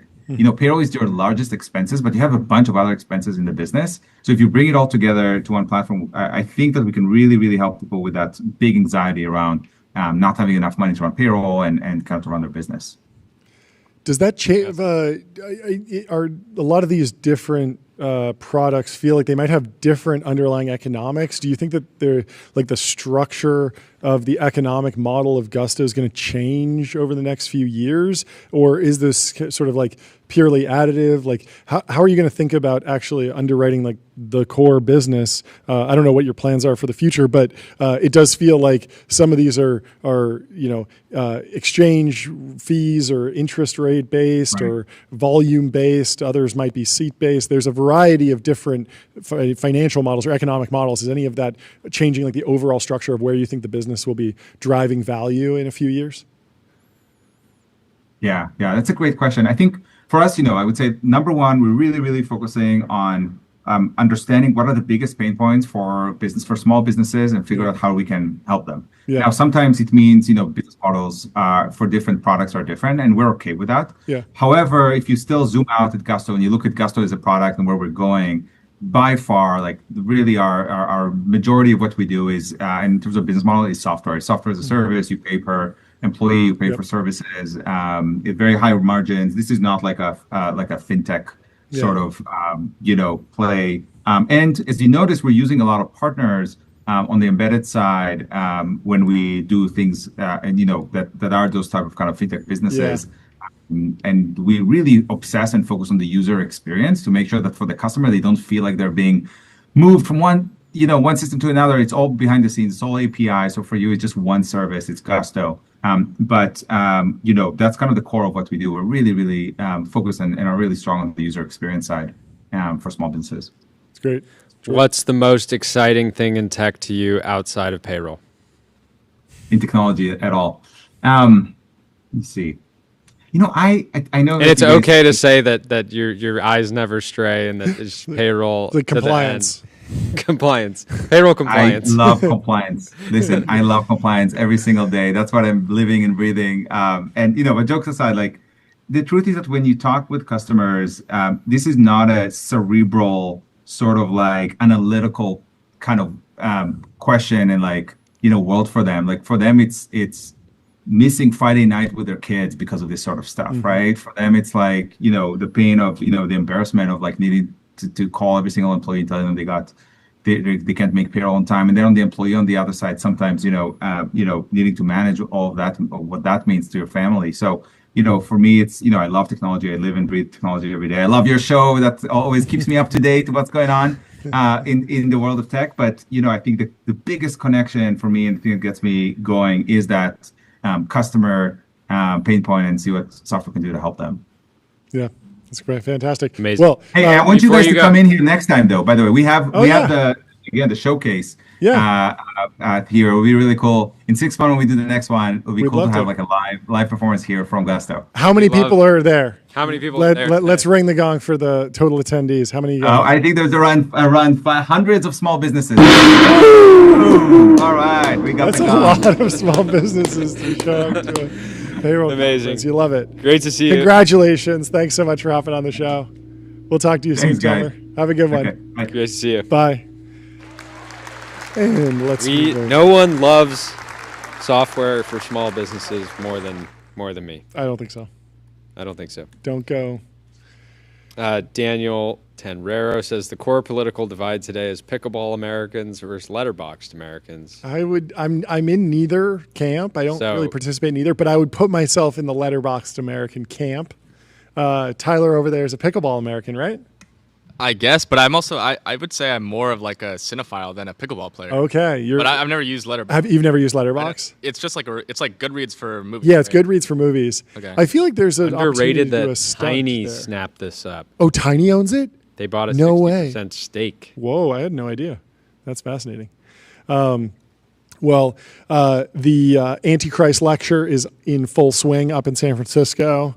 The private jets. Did they find the guy yet? Did they find him? The hunt for the Antichrist continues, and it has spawned a ton of fun posts on the timeline. Pablo Peniche says, Peter Thiel talked about this at the Antichrist lecture. No, he didn't. Did you attend the lecture? No. Did you? No. Just people memeing. Growing Daniel says Peter Thiel announced the name of the Antichrist, but I'm not telling. And people are having a lot of fun. Will Menitis said that it's crazy. I saw some of the protesters showed up like disguised as Satan. I needed to put some of the protesters in the truth zone because one of the protesters said Peter Thiel's latest acquisition, the U.S. government. And if you know anything about PT, he doesn't buy whole companies. He believes in founder-led firms. He doesn't do private equity deals. So, little bit of a misunderstanding of the financial markets there, protester. Anyway, Tyler, are you bummed that you're missing out on the Antichrist lecture series? I was just gonna say the protesters are like pretty hilarious. Some of the signs I sent them in the. So the protesters, it's easy to get riled up by the images of the protesters and see the protesters as like this, like, oh, they're really over the top. They must really be aggressive. But for the most part, like I've seen, there were protesters at just some random FAI conference I spoke at. I actually interviewed Alex Wang there, who we're talking to tomorrow. Tune in. And this is just like Foundation for American Innovation, like a very vanilla tech conference. And also being able to protest things is important. Yeah, and so the protester was outside with a funny sign, but people were taking photos with each other. Like it was very, very friendly. I when I first heard like, oh, we're being protested, I was like, oh, what does this mean? Is this like serious? Are they going to be really? I was going to be protesting outside of Gusto if they didn't roll out instant payroll. For sure. Anyway, we have our next guest in the Restream waiting room. We have Andre from Console. Welcome to the stream. How you doing? Hey guys, doing good. How are you? Thanks so much for joining. Kick us off with a little bit of an introduction on yourself, what you do, what the announcement is. Sure. Thank you for having me. Big fans here. Actually, got the amazing. whole team. I don't know if you can see them. Kind of Fantastic. watching. I love it. Hey, turn around, guys. We can see you. There's a little bit of a time delay. Say hello. There's some delay, maybe. Yeah. So, Yeah, I mean, today we're here to kind of, talking about a Series A announcement. We just there they are. They're a little delayed now. What you got? We just raised our Series A, DST Global and Thrive Capital. How much? How much you raised? $23 million. There you go. There you go. Congratulations. All right. Cool. All right. What do you do? What do you do? What do you do? I gotta know. You gotta tell us. Yeah. I'm not going to tell Stop you. burying the lead. Stop burying the lead. Tell us what you do. Yeah. So we automate IT support using AI agents that understand how your organization works. Fantastic. I know. We're fired up. We're not just a chatbot. Under the hood, we're basically plugged into all your systems, your apps, your devices. We understand how everything's laid out. So we know, this is John, this is title department manager, the direct reports, the apps he has access to, the permissions in those apps. So like all this data is flowing into console from all these different systems. And then we let you build company policy and processes above that layer in natural language. So we call these things playbooks, but essentially you're able to say, when someone needs a password reset, first ask them this question, then run this action, then do this thing. So that's not converted to code. It's just natural language instructions uploaded to the agent.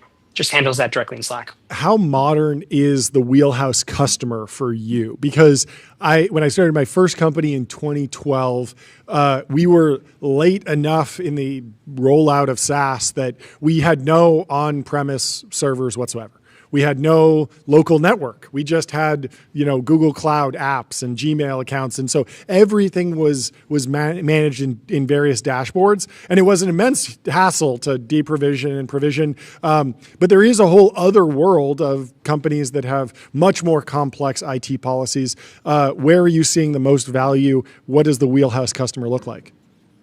Yeah, so we've started with the kind of more like modern tech companies to get started. So a lot of our customers, Ramp's actually one of our customers. There you go. Shout out to them. They're a great customer. Scale AI, Flock Safety, Webflow. These are all customers that are, they're kind of like internally looking to, they're starting to think about what does it look like? What does IT look like in the age of AI, right? Sure. And I think kind of what happened was, we got it right in the 70s, the 80s, right, where computers started being a thing. And, IT was really this department that was coming in and showing people like, look, get off your typewriters. Here's how computers work. Here's how you can be more efficient. And they were like kind of optimizing business process. And somewhere along the way, kind of like you mentioned, right, we started adding too many apps and there are too many things that were being kind of managed, right? And IT kind of lost focus from being this kind of driver of innovation in the organization to just like stuck in, they're like on this ticket treadmill, right? You come in, you've got 10 tickets, you log out, you've got 15. So you're kind of just like always just handling tickets. And so our kind of mission here is, how do we take IT back to where it was, where, take off the support load from them, handle all of those tickets for them using AI that, again, works the way they do, and then get them back to working with other teams and finding ways to like optimize their process essentially. How does security fit into all this? I feel like the IT professional is very much the unsung hero, the enemy of the fishermen. The phishing scams. Every place I've worked that's like professional or had a professional email, you get these phishing scams, and I feel like Sherlock Holmes when I clock it and send it to the IT guy. Hey, we're getting a phishing scam, and he's like, I set that up. I sent that to you. I was testing you. It was a test. But yeah, talk to me about security and how that fits in. It feels like I really don't want my IT professional to be able to be prompt injected. There needs to be a human in the loop still, but maybe something else. Yeah. So, I guess you hit on a couple of things. So, but first, we obviously spend a lot of time internally on security, making sure things work really well. This is my second company. First company, we were doing application security company. We were selling to U.S. government, Fortune 100. So very familiar with, building secure software. And so that's like the first thing. I think, next we think about, well, how do we actually kind of like give the LLM and the AI agent control over the process and like the order that things get done, and like kind of like, this ability to flex with the user and work with the user, but then build more deterministic processes for things like API calls and actually, the things that are more sensitive, right? And so our sensitive actions are actually quite locked down, and you have the ability to, get approvals on them, do MFA checks, honestly, just lock them down. Some companies say, hey, we don't want to reset any passwords with console, right? Like we just don't have to, right? Yeah. So you can kind of adopt it as you're comfortable. And then lastly, if you don't support, let's say password resets, your company, you decide that's too risky, we will loop in a human when those requests come through. So the way kind of console works high level is we sit in Slack, instead of having to go to, like a Jira ticket form or something, and you have to fill out, the subject line, and then you're answering, the laptop you have, and you're like, shouldn't IT already know what laptop I have? And you're kind of just going through this list, and you hit it, and you wait for some response. You go into console, you type in your issue, just like you're messaging a coworker. That request goes in. 50 to 60% of the time, we handle it entirely with the end user. And then when we can't, we actually loop a human in. So on the back end, we'll, basically message them and say, hey, like, John is having this issue. Here's everything you need to know about John. And they can jump in, and then the end user stays in Slack, right? They don't have to go to a separate portal or anything like that. Makes sense. What's the go-to-market? Did you share any numbers related to the fundraise outside of the headline number? Anything on the business side? Or we stay? I don't know that we're sharing too much yet. We're doing really well, so we are hiring. That's a sign that watching. Sign that the company's ripping. Give it away. The number that I got, kind of off the record, but I'll share is one, and that's contracts with Ramp. So that's the headline KPI. Yeah, the headline KPI. It's more of a binary metric for success, but it's the only metric of success that matters in Silicon Valley these days. So congrats on passing that binary test. Talk to me about the go-to-market. Based on the size of customer, I'm super interested to know, is this like steak dinners, hand-to-hand combat, phone calls, just direct response? Are you G2 hacking? What's going on? I mean, we are very flexible. We'll do what it takes, right? I think the standard process is actually, we'll connect with some folks, someone on the IT team, usually some, head of IT, director of IT, and we'll give them a demo. Usually they have some AI initiative internally where they're, looking at, again, how do we make IT more efficient or kind of like rethink how we do this. We do a demo. Usually they're sold. We do a POC right after that. So to get into a POC, we do like an we do like a full product deploy into their systems. We'll do things like, company security review, legal, whatever. Then we'll go live. About 3 weeks is usually how long we do like a POC for. So usually within the first week, what we like to say is you're actually in a good enough spot to go live company-wide. Sure. We spend the rest 2 weeks just kind of like dialing it in. But we go live pretty quickly. I think Scale actually went live in about 3 weeks during the POC company-wide because they were just seeing so much success with it. Are you positioning the product as like purely additive to the existing IT systems, plug in with everything? Are you seeing folks rip out legacy systems that they maybe developed themselves or legacy competitors? What is the trade-off that the buyer is making at the moment? Yeah. Shouldn't be any trade-off. Our goal when we started the company was like, look, you're already managing a bunch of systems. If we come in and we say, well, if you want to use console, you want to use AI, you have to replace half your systems. That's just going to be a non-starter for really busy teams. And so what we do instead is we actually build really deep integrations into, as much of your tool stack as possible. So we integrate very deeply into like Okta, Google, Slack, even your Jira, right? Like we don't have to replace your ITSM. So your ticketing tool, you can actually keep that. You've spent a lot of time configuring it and building it out. You can actually you can basically put console in front of that and act as like your first line of defense. And the reason we're able to do that, I know it's kind of like an odd situation. Like, what do you mean you're not replacing any core system? Is we're actually like doing work. So we don't need to replace your ticketing tool because we actually do 50, 60% of your, the requests that you're getting without human involvement. And so that's often. Do you just try to generally charge for the value? Obviously, if you're doing 50 to 60% of the work, that's saving. That's at least sounds like one to many people's time. But how do you charge for it?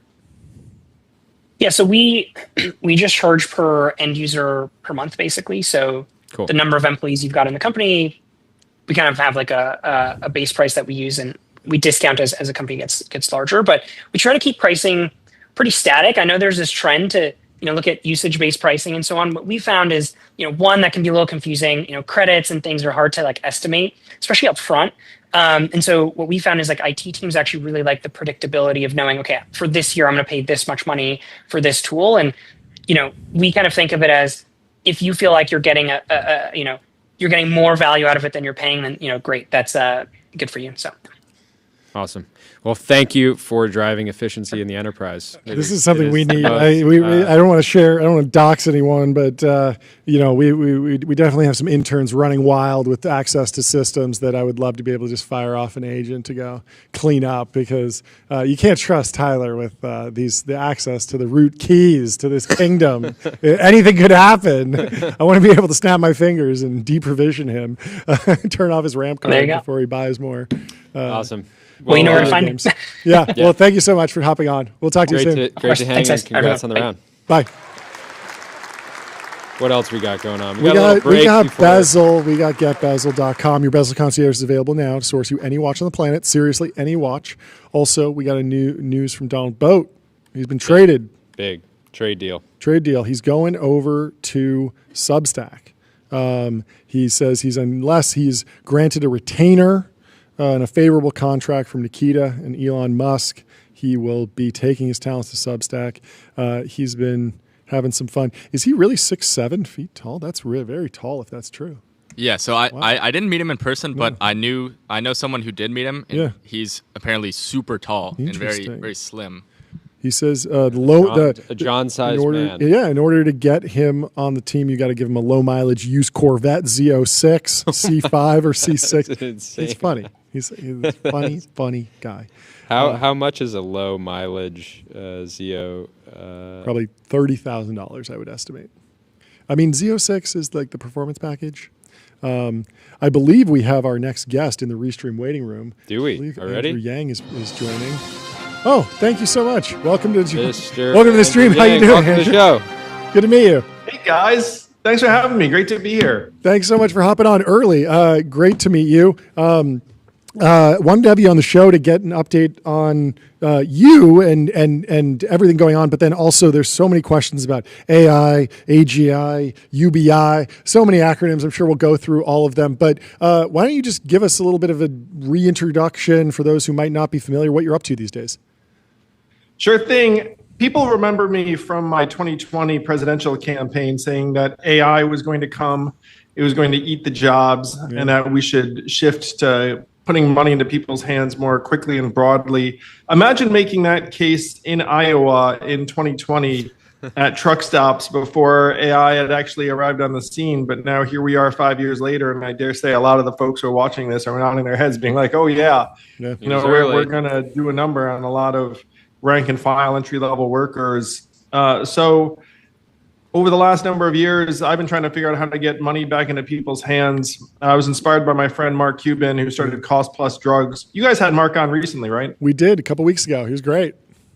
Yeah, so I thought, can we cost plus anything else in American life? And I realized that we're spending $170 billion or so on our cell phone services and data. I was paying Verizon over $100 a month, $140 a month to be precise. And meanwhile, Verizon and AT&T paid out $18 billion in shareholder dividends in the last 12 months. So you can kind of start doing some math and realize that Americans are paying twice as much for data as people in other countries. So today is the kickoff of Noble Mobile, where we try and put money back into Americans' hands and hopefully have people doom scroll a little bit less, live a little better. We're having a big party in New York City on Thursday night. You guys are not in New York, right? And have you guys come as VIPs and hang out. We'll be there we'll be there spiritually. But breakdown. I know kind of the mechanics of Noble Mobile, but break it down for the audience. How does it actually work? Well, but before I get into this, I'd actually love to put you guys on the spot and ask who you use for your wireless provider. So I said I use Verizon. They've been fleecing me for years. Verizon. Yeah. I'm saying bad saying. I actually have an iMessage here. Your bill is ready. This is not a joke. At 11:45, this came in. Your bill is ready. I just pay it, and I don't think too much about it. But I'm sure I'm getting fleeced because I probably signed up on some like super cheap contract about a decade ago, and it's gone up every month. And it's dude, it's a monopoly, ads right? Are like lock in the price in parentheses because we're just going to keep on raising it. Yeah. But the craziest thing is when you guys travel abroad, when I was on Verizon, I went to Europe with my family this summer, and the travel pass cost $10 a day to put yourself on the foreign carriers' towers. You know how much Verizon, AT&T are spending to put you on their partners' towers? About $2.50. So why on earth would you charge us $10 or $12 a day if it's going to cost you $2.50? Like the entire industry, when you start digging in, there's just a lot of profiteering. Yeah. So you guys pay people to use their phone less. Does that mean I start out with but break down the actual mechanics of how that works on a month-to-month basis? Sure thing. So check it out. I'll use myself. I know I use my phone for doom scrolling and social media a little bit too much, but at the same time, I consider myself an effective in-touch individual and kind of need my smartphone and don't want to count how much data I'm using.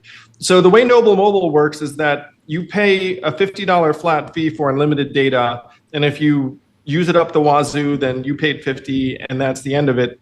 But if you use less than 20 gigs per month, then we'll give you cash back in the form of an end-of-month payment, data dividend, we call it, of up to $20. And then any money we give you will then grow at a 5.5% interest rate annualized so that your cell phone plan becomes like a mini savings vehicle without you having to think about it or do anything. And so this way you get so the you guys best hold of both on. worlds. Do you guys hold on to those funds as long as somebody's like a customer? Is that how that works, or do you can take the money out anytime you want? It's your money. But if you leave it with us, we'll grow it at a higher rate than you're going to get someplace else, risk-free, because we wanted it to be a set it and forget it savings plan. One of our first investors was a guy named Scott Galloway, Prof G, who you guys probably know. Has he been on the show? Not yet. Not yet. Get him. He's got to come on sometime. Yeah. I'll try. I'm seeing him later this week. So that'd be amazing. Yeah, please let him know. It'd be fun. In your direction. But Scott's very passionate about trying to help young people in particular, young men, save money in a set it and forget it way. And so Noble Mobile, we want to do three things at once, which is a lot, but whatever. Number one, we want to see you actually pay closer to what you should be paying true value for your data. It's about half of what you're currently paying. Number two, we want to incentivize you to doom scroll a little less and look at your family's faces a little more. And number three, we want to make it easier for you to save money without having to think about it. So those are the things that we think we can accomplish. That's a really cool flow. What's the customer acquisition strategy besides you telling as many people as possible about it? You're starting there, but what's the GTM look like? Sure thing. So one of the things we figured out was that I've got a following, Scott Galloway's got a following, Charlemagne's got a following, a lot of people have followings. And so if you want to help them save money and live a little better, you can tell them about Noble Mobile, and for every person you tell, you help them, but then we also will reward you. So what you're going to see is that there's going to be something of a collective that's now helping acquire customers and let people know about this. The model that everyone's familiar with is Ryan Reynolds, Mint Mobile. Ryan Reynolds shows up on commercials and whatnot. And so one of the jokes I tell is like I'm talking to various celebrities or influencers, is like, look, instead of one Ryan Reynolds, they're going to be like 30 of us or 50 of us or whatnot. And then when I tell them Ryan Reynolds made $300 million, then they're he did fantastically. Enlightened self-interest kicks in, and people are like, okay, I'm definitely ready to tell my people. So we're in conversations right now with some very, very fun, fascinating figures with followings. Awesome. That's a lot of Fs. But this is like a consumer-centered, human-based movement to try and make this industry work better for us. That's very cool. What does it take to actually build a new telecom company like this? You guys obviously aren't setting up your own towers, but are you partnered with some bigger existing players, or what did that look like? Yeah, it was a lot of work setting up our own towers. I had to like get out the tool belt. Now, so you're obviously right. What we did is we licensed hundreds of millions of dollars worth of data from one of the big carriers. Mm-hmm. And the point I want to make to your incredibly savvy audience is like, look, you talk about you chose Verizon 10 years ago. I chose Verizon 25 years ago. Yeah. And we chose it based on something that we thought was like network quality. Like I'm an important person. Yeah, there was a map, and the Verizon map was more red than the other maps. It was like in little towns where you were, cities, it was like, well, this network's better than that one. Yeah. This one, it was just vibes based, basically. Yeah, so over the last 10 to 20 years, what happened is all three carriers bulked up their networks to the point where they're all pretty excellent. And then now you have some satellite data that's getting piped through the network. So what happened is that we made a buying decision X years ago, and then in the time since, it kind of got leveled up and became commoditized. So what we're doing is we licensed hundreds of millions of dollars worth of data from one of the carriers, T-Mobile, and then now we can make it available to people in a way that's really going to again accomplish multiple goals. And the great thing is that it's in this day and age too, because check this out, guys. Like you're like me, I bet. And have approximately zero experience actually switching carriers. Maybe you've done it 0 times. Yep. I was the same way. I've been on Verizon for 25 years. Every device manufactured from 2018 on now has an eSIM where you can direct it to another network. You keep your number, keep your phone, takes 5 minutes, and you can just bingo bango switch to another network. Most consumers do not understand this. And even I knew it technically. But then when I actually switched from Verizon, even I was like, holy shit. I just ended a 25-year relationship in 5 minutes, and now I'm saving myself, $1,200 a year. Like that, this is like magic. That's crazy. So now in many ways, the goal is to spread the magic to as many Americans as possible. Are you guys how does it? What's T-Mobile's or Noble Mobile's integrations with the actual hardware manufacturers? Are you guys working on deals with companies at the device level? So we think most people are happy with their device and will just bring their own phone. There are some people that are under a contract with their carrier, and obviously there was like a new iPhone launch just last week. Yeah. So there are some folks who, and by the way, this is true of you guys too. I love talking to people like you because we're on the same boat. So there was a period when every time a new iPhone came out, we were like, "Oh my God, I need that." Line up, and then camp out. Yeah. Remember the lines? Yeah. And then that stopped being true like a number of months ago, where we're like, "What's the difference with this one? The camera's a little better. Like I'm not even really seeing it. This one's orange." And you can see that the device replacement cycle has just gotten longer and longer. So I talked before about how the networks have become at parity and commoditized. Our devices have kind of converged around a level that we're perfectly happy with. And so most people, we think, don't want a new phone necessarily. They just want to not be getting gouged every month. If you do want to get a new device and you decide to go through the carriers, by the way, I've done this. So I get a new iPhone of Verizon and like the device is free, but I'm tied up in a 2-year contract where I'm paying Verizon a certain amount over this period. And I want the folks listening to this just to think about it for a second. The carrier's contracts with us are so profitable that they can zero out and subsidize a $1,200 device or a $1,000 device and be like, hey, it's free to you because we're making so much money off you, we're going to pay. I mean, obviously Apple's not giving them that device for free. Apple's like, getting paid a lot of money. Yep. So it would be more cost efficient for someone who really wants the iPhone 17 to buy one unlocked and then sign up with Noble. If you did the math, you'd actually save money on that versus getting it for free from a carrier. But most people are perfectly happy with their current device and might just want to try a different network. Cool. Well, congratulations on the launch. Super exciting. I'm excited to see the different partners that you put together. And I feel like you just can hit the campaign trail again, but this time for Noble Mobile. Yeah, you know the playbook. Just go truck stop to truck stop and just like help people switch over. Yeah. Oh, you guys just read my mind. I'm coming to a truck stop near you in a hot minute. And it might not just be me. It might be Scott Galloway. It might be someone else in the Noble Collective. But this is going to be a really fun company to grow because no, it's an industry that's really past due for some modernization and some humanization. Yeah. Last question. Did you raise a bunch of money for this already? Yeah, and I think you guys get to do a sound effect. But yeah, we raised 10.3 million. Wow. From not just a sound effect, an authentic. We have a real gong in the studio. I did enjoy that. I want to bang that gong in person. You're welcome. Anytime you're in LA, let us know. Oh yeah, I'll let you know. I'll be in LA before you know it. Fantastic. But Scott's an investor. Great. A lot of other fun people are investors. Shout out to Corazon Capital for leading the round. That's very fun. And we're gonna grow like a weed. It's gonna be fun. Amazing. Fantastic. Well, great. Congratulations. Great to get the update, and we'll see you soon. Hopefully. Yeah, we'll talk to you soon, Andrew. Thanks so much. Thanks, guys. See you in LA. Appreciate you having me. Cheers. Bye. And if you're thinking about going to his event in New York, you need a place to stay. Book a wander with inspiring views, hotel-grade amenities, dreamy beds, top-tier cleaning, and 24/7 concierge service. It's a vacation home, but better, folks.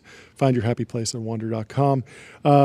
Hey, there's some folks that are traveling, some folks that are going to be in LA, some folks wondering. John Exley says, what's the Scott damage? Galloway appearing on TBPN would be a milestone for me. The very first time I force quit my YouTube app. So, yeah, I was about honestly, I literally am about to DM John Exley to know, like, is he that anti-Scott? Because I feel like we have we have a wide breadth of guests here. We can have a conversation with all sorts of people. But if he's I'd be interested. John, we gotta let John weigh in on key decisions like this. I think so. But yeah. Anyway. What else is in the news? Someone's hosting a website on disposable vape. Did you see this on Hacker News? Taylor Otwell says, me stressing about how we're going to build the best back-end infrastructure for the future of agentic workflows and quantum MCP. Are they making internet-connected vapes now? Is that? They are. I've seen these. In person. Thank you. Finally. The LCD screens, the actual screens have gotten so cheap that you can run an entire computer on them, basically. And these are disposable. Can you run an AI factory or a supercomputer? I don't think you can mine Bitcoin effectively. I don't think you can inference the most cutting-edge frontier AI models, but you can do a lot more on a disposable vape. We should get Tyler to build something. Bobby Cosmic, the lone soldier, and on our TBPN Twitch. Yes, thank you. What if I want to stream TBPN for 3 hours a day on 5G? Would Noble Mobile be a good fit? That's the benchmark. You can't have a carrier. I have a feeling that 3 hours of live streaming a day. I think this is critical. I think it's interesting. So Noble Mobile, I think the messaging is like a bit. They're trying to do a bunch of things at once. I think just a $50 phone plan that helps you use your phone less is like enough of messaging, and I think that they can get a bunch of people to sign up for that. Yep. Is it going to be a competitive bloodbath? Yes. I don't know. There's something about saving money that can create these interesting flywheels. Remember Acorns? Didn't that company do very well? It was I believe it was a consumer credit card that every time you swiped it, it would round up to the nearest dollar and put the cents in a savings account and compound. And so it was a way to save money. And I believe they got to maybe $1 billion valuation. It felt like it was. They almost SPAC'd. It got canceled. They had 120 million of revenue. This was one of those things, like early fintech company that was like winning, but then didn't. I don't think they've ever gotten out. I'd be interested to see what happens with that business. But yeah, just save money on your mobile plan is like a simple message. I think Andrew building a coalition of celebrities that feel good about promoting this. Use your phone less. But again, I mean, it's going to be. Like you said, you don't think that much. We're not the target audience, I think, for Noble Mobile. Yeah. But there's a bunch of people out there that. Yeah, I think I like the savings concept. I'm worried about the revealed preference of people say they don't want to scroll. People like to scroll.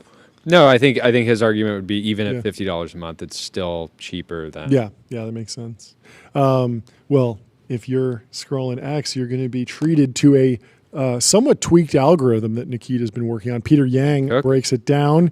He says he hasn't seen a, quote, "it's so over," RIP product or this changes everything, cringe tweet on here in days, the algorithm must be working. And so Dylan Field put it to the test. Founder of Figma, of course, he said, it's so over. RIP cringe tweets. New X algo changes everything. And as funny as that post is, it didn't go viral.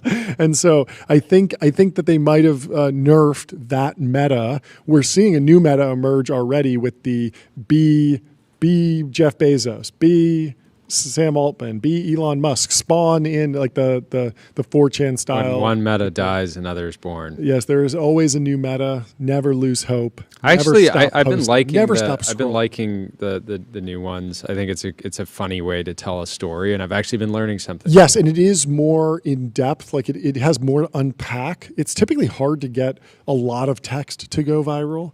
The viral posts tend to just be like 1 or 2 sentences, but these longer stories, when they're told in this format, seem to do quite well.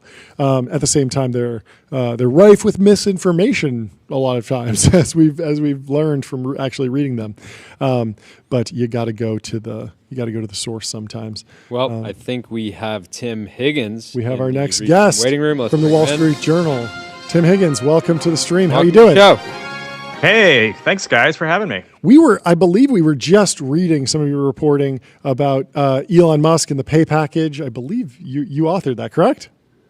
Yeah, I write a lot about Elon. Yeah, and it's the $1 trillion man. Soon, of the month, right? And you have $1 trillion hair. Fantastic hair. So it's fitting that you would write. But I mean, we don't need to wade into Elon territory. Give us the update on the book. Yeah, congratulations on the launch. Well, thank you. iWar, it is out today. It's a great corporate drama about Apple, about all of these rivals who want to displace Apple as the gateway to the digital world, the gateway being the iPhone, the App Store that really changed the world almost 20 years ago.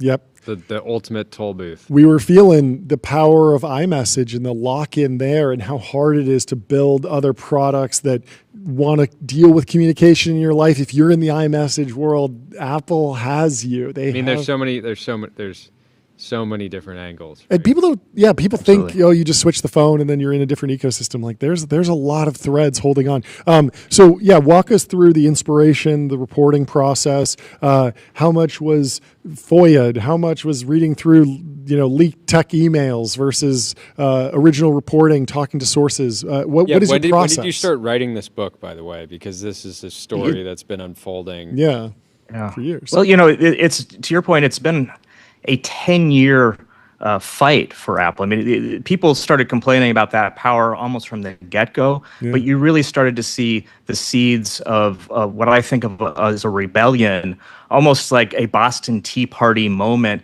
of these colonists in the new world that Apple created, kind of rising up over that Apple tax, what they call it Apple tax, the 15 to 30% commission that Apple takes on digital services and sales, right? And also more so the rules, right? Exactly. And so when I'm a business columnist at the Journal, but I had been the Apple beat reporter at the Journal. I had been the Apple beat reporter at Bloomberg. So I'd written about Apple for many years, and I followed the Tim Sweeney epic lawsuit against Apple very closely, and it paid attention every day during that lengthy trial in 2021, and just was struck by the scale of the drama. In one way, Tim Sweeney is a very interesting protagonist. He's started the company from scratch, had this vision. He's a world builder beyond just being an entrepreneur. He's thinking about the future, whether it's the metaverse and how Fortnite might play in that. And he was looking at Apple as going too far, taking too much, really kind of against that idea of the open internet, right? Yeah. And then you have Apple, which is also a storied U.S. company, which had really built something very important to everyday life. The iPhone, clearly the center of many people's digital lives, digital experience. And their kind of argument is, hey, we built this. We keep it running. We're giving you all of these customers. You kind of owe us a little, and isn't that fair? And so you have these this really great clash of how should this play out? And so it struck me as interesting And as I started kind of thinking about it in a bigger way, it really seemed as if it wasn't just Tim Sweeney. You got the Spotify element. You've got the regulators in Europe. You've got other tech companies in the U.S. and around the world really kind of rising up in this kind of interesting moment, which I thought in a lot of ways was surprising, right? If you went back several years ago and talked about monopolies in the U.S. and Microsoft, the old Microsoft, of course, was attacked by the DOJ and fought those allegations. But in the more modern era, Google, Amazon, those were the big tech companies that were painted with that monopoly brush, fairly or not. But Apple, in a lot of ways, especially in Washington, D.C., was seen as something to aspire to. And what we've seen in the last few years, because of Epic, because of Spotify, because of others, has changed the conversation around the power of Apple and the power it has, not just with that tax, if you will, but about the control they have on the digital world. Yeah. How did you? Is Apple good or bad? No, I'm kidding. I'm kidding. I'm not gonna make you condense it down. I did have we're extremely sympathetic to the startups, businesses building in the Apple ecosystem and creating a value for Apple users, and then obviously paying the tax. I had a funny experience, John and I, the other day. I was like trying to download an app. I realized I downloaded a fake app. Yeah, that's right. And then I got to get the benefit of the Apple toll booth because I just immediately went into my subscriptions and canceled it in one click. Yep. And I was just thinking at that time, if this was just some regular app on the internet, it would have made it way harder. Or they maybe would have like tried to not let me. And that's Apple's argument. They say, this isn't a tax. Exactly. This is you're licensing our software. Yeah, and it can be it's a fee. It's fair. Yes, they're providing a service. They're providing security. They're providing a ecosystem that the user wants to be part of. Yeah. Were you able to uncover any special deals that Apple has brokered with big companies? Well, yeah, and I feel like 30%. Sometimes they certainly don't want to mention that that's ever been negotiated down, but potentially there's also like the way in which Audible does their pricing. You can't buy books. You got to subscribe to that credits. Part of their weird is their system like designed to like get around these rules. I'm curious. Interested to know about like what are the weird edge cases. What are the special deals? So one of the things about Apple, and you compare it to the Android system, Google's operating system, is that Apple likes to pride itself on not doing special deals. Now, its critics would point to some edge cases that they feel are leaning towards helping others, but generally, that's kind of the deal, is that Apple has some rules and it wants everybody to kind of follow them. Now, it's confusing because sometimes there's categories and, we can get into that. Sometimes Roblox is perhaps treated differently compared to Epic Games in the old way, but they just kind of put it under the category of they don't like to do special deals. Whereas Android does do special deals, in part because they feel that they have to compete against Apple to win those hot apps, right? The hot video games that drive so much of the sales in this ecosystem.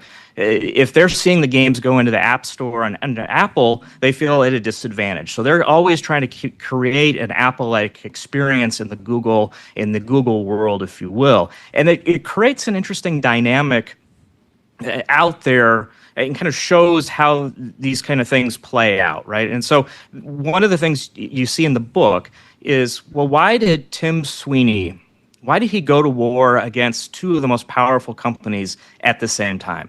And when I say those companies, I mean Apple and Google. It's because he first went to Google and tried to get his app so you could go outside of the App Store in the Google world, in the Android world, and download it that way. And he didn't get a lot of success.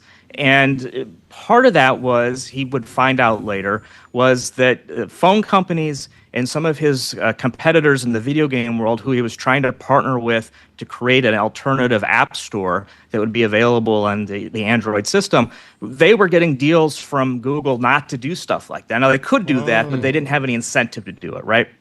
So he figures this out, And then he's like, he's got to go after them both at the same time, because Google is accusing him of basically not complaining about Apple's deal when he's got a lot of complaints about that. So he gambles that he can take to the courts this case that Google and Apple are out of line. And it doesn't go very well for him at the beginning. You remember his lawsuit against Apple, he basically lost most of it. Yeah. Now, he would be successful against Google later on. But Sweeney essentially loses most of the case. And in Apple, the way they handled it, probably pushing too far, angering the judge over the one thing that she was upset about, this idea of that Apple wouldn't allow developers to steer users to other websites to make payments. And she wanted them to be able to do this. And Apple made it so difficult that she really came down hard on them earlier this year. And essentially, very cleverly, these companies now are able to do that. And you see Spotify and Epic take advantage of it immediately, directing users right outside of the walled garden of Apple to make their upgrades to the apps or pay their video game stuff. That is pretty remarkable crack in the Apple ecosystem. Have they been super effective at driving the majority of users to pay outside of the ecosystem, or is it more like half of the users are opting for these alternative payment rails and half, or are they just saying like the only way to buy is now outside of the Apple walled garden? Yeah, it's pretty remarkable. What I understand is that the early data is pretty good for companies that are doing this. One of the other kind of data points that I look at is that Spotify several years ago, as it was thinking about how it could fight Apple in this regard, essentially started doing A/B testing in Europe with its Android app, just to kind of run a testing that was essentially like, if this was Apple, this would be the Apple rules, and without the rules, and kind of a variation of all that, to see how much that was hurting them. And the data, according to the records that I've looked at, was pretty significant. That it was A, considered a bad user experience, and B, they were losing out a lot of upgrades. And so, the early suggestion is that users like to do that. Mm-hmm. Like to go outside. Yeah. Interesting. Bullish. Well, bearish for everybody but Apple. It's exciting. What else are you following going? I don't want to. I want people to buy and read the book. I just bought it on Audible. I'm looking forward to listening to it. But downloading it now. Did you just pay the Apple tax? Yeah. How much do you get? It charged me $16. Are you going to get? Well, I hope you we get don't need to break down. No, we don't need to break it all down. But what is Audible's deal? I'm actually curious. Do you have any idea? It's one of those. It's interesting. You just take a step back to Amazon and Apple and how they were some of the early fights in this kind of war. You go back several years ago, and this was back when Steve Jobs was alive, and Amazon is advertising that you can buy your books and not have to. And you can read it on the iPhone, and you don't have to pay for it. It doesn't go through Apple's system, and Apple was just steaming over this. And essentially they came out with these rules that if you were selling it in the digital world, you had to basically use Apple's system. Yeah. And so that's why you would see on the Amazon app, you couldn't buy through the app. You couldn't buy books through the app because they didn't want to pay the Apple tax, if you will. And one of the first companies after this rule earlier this year was changed because of the court ruling was Amazon. Mm-hmm. You can go buy your digital books now through the app because it's directing you outside the Apple system. Yeah, I remember I would click and wind up in a web browser even though I had the Amazon app installed every time. What should people be paying attention to going forward? I know a lot of these cases, Apple has an opportunity to kind of fight, even after the judge decides one thing, they can come back and say, continue to fight it. But what else is working its way through the courts? I mean, Apple's appealing. They feel the judge got it wrong in the U.S. They have been fined in Europe, where regulators there fine them over their conduct of how they treated music apps like Spotify. Spotify behind along with other tech companies, pushing for the DMA, that kind of landmark tech bill that was passed a few years ago that aims to limit big platforms like Apple. Apple's already been fined for that, but they are working to make rules that they think are fair, but that the folks that are against Apple would say don't kind of take the spirit of the law, and really kind of an example of how Apple fights this stuff tooth and nail. So that's to watch. The bigger issue here, perhaps, is just the way that Apple has been kind of painted as a monopolist, fairly or not. It overshadows, or it kind of tails them now as they go forward into new technologies. Everything they do is looked at as, is Apple abusing its power as they move into new spaces? So in AI, for example, I think investors would say Apple's behind in AI right now. There's a lot of frustration out there.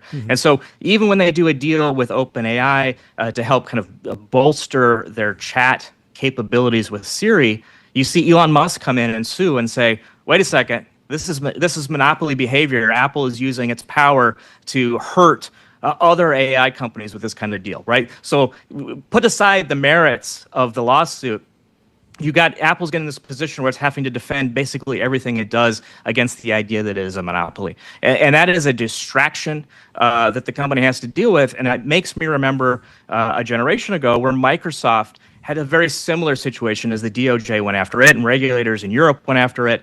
And Bill Gates and others at Microsoft have talked about how that period was a massive distraction and contributed to them falling behind as the new edge technologies took over. They missed out on mobile, if you will, and some other things. And there's some similarities here as you look at AI and where Apple is at this moment. Yeah, that's fascinating. It is such a distraction because, with these high stakes lawsuits, the CEO has to go. Like, you just can't delegate it fully. I mean, I'm sure there's teams of lawyers and whole legal departments that handle 90% of it, but it's still something at the top. They haven't done any big M&A, right? They're doing these they're doing a bunch of little deals, but nothing. It's hard to get locked in and focus on the next generation technology. Anyway, well, congratulations, Tim. Congratulations on the book. The book is iWar. It's available everywhere books are sold. Please go. I'm excited to read it and come back on anytime. Leave a review if you buy it. Leave a 5-star review. We said earlier on the show, we made it into the journal for the first time ourselves yesterday. It's a full circle. I read that. Congratulations, guys. Thank you so much. The journal is the backbone of TBPN. It really is. The reporting is fantastic, and we appreciate everything you do. Thank you so much for hopping on, Stra. Thank you both. Have a good day. Talk to you soon. Bye. And up next, we have Alex from OpenAI coming out of the Restream waiting room into the TBPN Ultra. I'm going to let you start it. I'll be right back. I will kick it off with Alex from OpenAI. We are bringing in Alex. How are you doing? Good to meet you. Hey, how's it going? Nice to meet you too. Fantastic. Thanks so much for joining. Would love to get a brief introduction on yourself, your role within OpenAI, and then the update today. For sure. So, hey, I'm Alex. I'm the product lead for Codex. And it's been a pretty fun morning. We've spent the morning looking for GPUs because we shipped a new model yesterday, and demand was a little bit too higher than forecasted. Okay. And so we were running the model actually a lot slower than we were hoping, and luckily we just fixed that. So the update, we just shipped a new model for Codex. Codex is our coding agent. Yep. It's an agent you can work with everywhere you code, so like in your terminal, your IDE, GitHub, even your phone, which is actually a crowd favorite. That's great. The goal for Codex is to build it into an AI teammate. So, just like a human teammate, you start out working together with it. Eventually, you start delegating tasks to it. And then eventually, you just give it a laptop, some permissions, and a job, and you just say, please prompt me with tasks that you think are worth doing. Yeah. So go ahead. I have so many questions. First, I'm interested. You running the model slower actually helps you if you're in a GPU crunch? Is that just because you're spreading the amount of inference across a broader user base, essentially? Yeah, just think if you, on your laptop, if you open way too many programs, they all just kind of run a little slower. Okay. So the solution, you could close programs on your computer, but we don't want to do that. No, of course, because you have other clients and other users and businesses and stuff.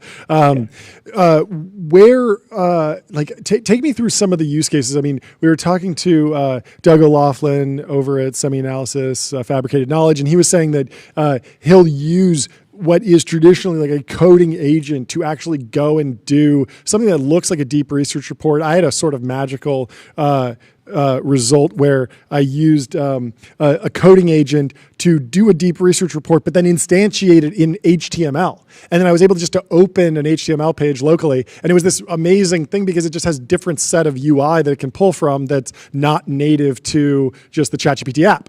And so that's one world, but then I'm sure there's people that are using this in the business context, deploying it into like large code bases. Where are people having the most success these days? Yeah, totally. I mean, coding agents are really flexible. Yeah. The primary use cases for coding agents and, in Codex as well are to write code, answer questions, and review code as well. And that's really what's been sticking. So we've seen like well over 10x growth in usage just over the past month. Wow. And most of that is improvements in how people use it to write code and answer questions. But we're now so just to be clear, you said 10x growth in the last month? Yeah, over that. Insane. It's growing like crazy. And most of this is just because we've been improving a ton. Yeah. So like, if you go back, rewind a little bit over a month ago, we had the Codex CLI, which is a coding agent in your terminal. Yep. We've landed a ton of improvements to that. Yep. Some people like buttons. And they like using, the coding agent next to the code that they're editing themselves. Sure. So we shipped a VS Code extension. Okay. VS Code's a, really popular IDE. Of course. And, that's quickly becoming a super popular surface as well. And, one of the special things about Codex is that it doesn't only run locally on your computer. Mm-hmm. Like a teammate, it can also run on its own computer, and we call that Codex Cloud Tasks. And so we've landed a bunch of improvements there as well to make it like way faster, and other things. So that's a huge unlock for mobile, probably, right? Yeah, it's a huge. I mean, you basically can't really code on mobile unless you have that. And so a lot of the work we've been doing is just like making those like fundamental surfaces where you use Codex better. Yep. And that kind of started that growth curve, which we're really excited about. And then yesterday, sort of building on the success of GPT-5 and listening to a lot of the feedback we've been seeing around how people use GPT-5 specifically for coding in Codex, we shipped a new model, which is GPT-5 Codex, a version of Codex that's like basically like further optimized specifically for the Codex type use cases. And that's been really cool. For example, one of the big areas of feedback people had was that they sometimes GPT-5 would think a little longer than they were hoping, specifically when they asked the coding question in Codex, when they were just asking a quick question. But then sometimes they wanted it to work longer. And so one of the things we did is we made it so that with GPT-5 Codex, we can actually more dynamically change how much time we're spending solving the user's question. And so, for instance, if you ask a quick question, you just get an instant answer. But also we're seeing people, using this thing and just like letting it run for over 7 hours. And that's an arbitrary number. I'm sure you can get it to go longer depending on the problem. That's wild. And so we're seeing a lot of feedback like that people are really excited about. The model's also, because we had the opportunity to really go deep on software engineering and train for those use cases, the model is also a little better at things like code quality, front end, steerability via agents.md, and some other things like that. Yeah. I saw a post earlier from Theo. He said GPT-5 Codex is, as far as I know, the first time a lab has bragged about using fewer tokens. Hope this becomes a trend. Do you think that's going to become a trend? I mean, I guess like tokens or not tokens, like really the thing is like fast. Speed is really important, and I think we're going to brag a lot about speed. It's kind of fun. We want to brag about both sides of it, right? We want to brag about being really fast for the interactive use cases, and we also want to brag about being able to do a ton of work independently. Yeah. That graph got mixed reactions on Twitter. I don't know if you guys want to pull it up, but it's a little hard to read, but I think it's a really fun graph where you basically see the skew of like, I don't know how I'm mirrored here, but basically on easy queries, we're using like 90% fewer tokens to answer your query. Yep. And then on hard tasks, complex tasks, we're like basically using like double. Are you using the term model router? Is there something that you can share on the architecture there that is actually driving that? Because that feels like a huge unlock. It was, of course, magical the first time you went to ChatGPT and got it to dump out, pages and pages of coherent text, and you get to the bottom and it's all coherent still. And you're like, if you're coming from the GPT-3 world, you're like, wow, this is a huge breakthrough. But then quickly you realize, like, I don't necessarily always need 20 pages of response. I can have a smaller output. And so is there anything that you can share there? Yeah, I mean the team really cooked here, and I expect us to. It's like part of the exciting stuff that we're doing with Codex is like these like very bespoke interventions. Sure. But no, it doesn't have a router. Okay. But there's a little bit of secret sauce there that we're not going to go too much into. Yeah, of course. How are you thinking about like model naming conventions and model numbering conventions? There was a time when model number correlated to like big circle, and then GPT-5 was like a much more almost holistic set of improvements. You've brought those to Codex with Codex 5, but is there a world where Codex diverges? Are you always building on top of the same like release cadence now? Is there anything about how you think about messaging, what actually changed to the actual user to know, hey, it's time to dip back in if you tested this or you want to go deeper in a certain area? Totally. I mean, so our goals with Codex are just to build an amazing coding agent. And if you think about what an agent is, it's a combination of like the model and what we call the harness, which is kind of like the set of tools that the model has, and then an interface for the user around that. And so the reason we put Codex in the name is because basically we wanted to just like, we're really investing in Codex and like in software engineering generally. And so we wanted to have the opportunity to go like much deeper and push harder on things that like might not benefit like sort of general users of a model. And in fact, we wanted even the ability to like make certain things worse. So not that I've gone and checked, but like GPT-5 Codex, if you're not using it for Codex, is probably going to do worse at like a bunch of general tasks than GPT-5 will. Sure. React to this Rune post. Right now is the time where the takeoff looks the most rapid to insiders. We don't program anymore. We just yell at Codex agents, says Rune on X, but may look slow to everyone else as the general chatbot medium saturates. People have been saying, oh, this is the 90% of code being written by AI agents. And there's this debate on, are we just writing 10 times as much code? Are we doing 10 times less work? Like, give me a little bit more color on how you're using Codex internally to build the actual product. Yeah. I mean, we use Codex internally a ton or a lot. And, you know, I think we're at the point now where, you know, for like writing code, these coding agents are like massively adopted. And, you know, it's kind of a stylistic choice, like how much of the code it's writing, but it's like the vast majority. You know, I will say that our goal isn't to like, we don't actually have a goal of like, yeah, let's like make sure the maximum amount of code is written by agents. It's like really what matters is like your velocity as a team, right? But sort of my like maybe slightly spicy take here is like actually one of the greatest limiting factors on the utility of coding agents right now is not like the model's ability to write code, but it's actually the human ability to like just prompt it and like make use of the agent. So for example, we shipped a code review feature that's like, you know, doing really well a few weeks ago. And, you know, the model is capable of doing code review. We actually did a ton of work to make it even better at code review. So when Codex does a code review for you, it'll like actually get a whole copy of the code base. It can like go read everything, even outside of your PR. It can even execute code to validate, which like a human is probably going to be a little too lazy to do normally. But the big unlock isn't even necessarily that. Like even GPT-5 is a great code reviewer. But the limiting factor is like, are you going to go prompt the model to code review every single PR that you get? And the answer is no. So what we did is we just like automated that, built it in a nice way, like integrated with GitHub. And now we're seeing, you know, it's just reviewing the vast majority of PRs in the bin OpenAI repos and catching like serious bugs. It's actually kind of become a meme when, you know, so we ask people internally like, hey, react with thumbs up if it's good, just so we can like kind of see. And like reply with what's wrong with this review if it catches an issue that the engineer disagrees with. And, you know, often it'll be the case that an engineer will kind of see this issue, reply and say, yeah, I disagree. And then like 2 days later, it'll be like, actually, this was a mistake and we need to actually follow the model's catch. What does it take to make it on the OpenAI Codex team these days? I mean, it feels like the skill set of just someone who's a programmer is changing. Now you're prompting, designing. What is it? Give me some advice for young people or people entering the workforce. I think the thing I would say for OpenAI Codex team, and by the way, we are hiring both folks externally, and then also, you know, obviously people can transfer internally. Probably the two most important things is kind of a you can just do things attitude and speed. And I think those are pretty general things that I would recommend. You know, if you mentioned like advice for young folks, like I think it's like a sort of crazy time now to be early career because so much is just possible to do and possible to learn quickly. But at the same time, because of that, everyone else is like just doing a lot of stuff and learning a lot of stuff quickly, right? So I think to like really make the most of that, the key is to just like really do stuff, especially like if you're in a technical field, start doing stuff beyond your coursework, but actually start building things.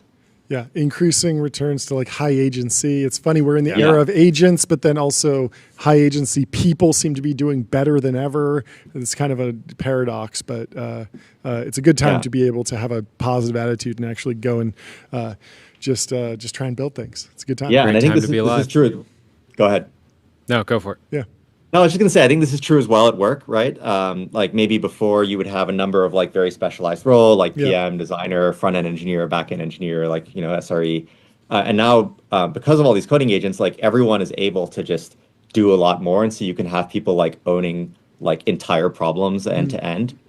You know, one fun example actually leading up to yesterday's launch is our designer built this like really cool ASCII animation of a coin that's rotating. That's cool. And you know, that's like kind of a hard thing to get right. Oh yeah. And so over the weekend, he just like vibe coded an ASCII animation editor. Whoa, like he vibe coded an app that lets him like edit the That's the wild. coin. Yeah. And like that's like such like stack compression. Totally. And it's awesome. Yeah, I mean, there used to be a time when it was like you're a front engineer, you know JavaScript, but you don't know Ruby on Rails or Python in the back end, and like the back end guy doesn't know or gal doesn't know JavaScript or whatever, and they got to talk to each other, and there's loss in translation stuff. So yeah, it's an entirely new era.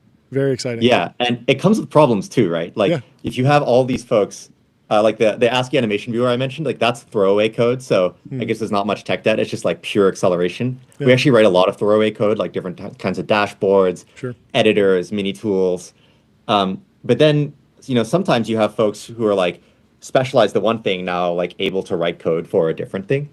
And, you know, that actually creates a different kind of problem, which is like code review and expertise.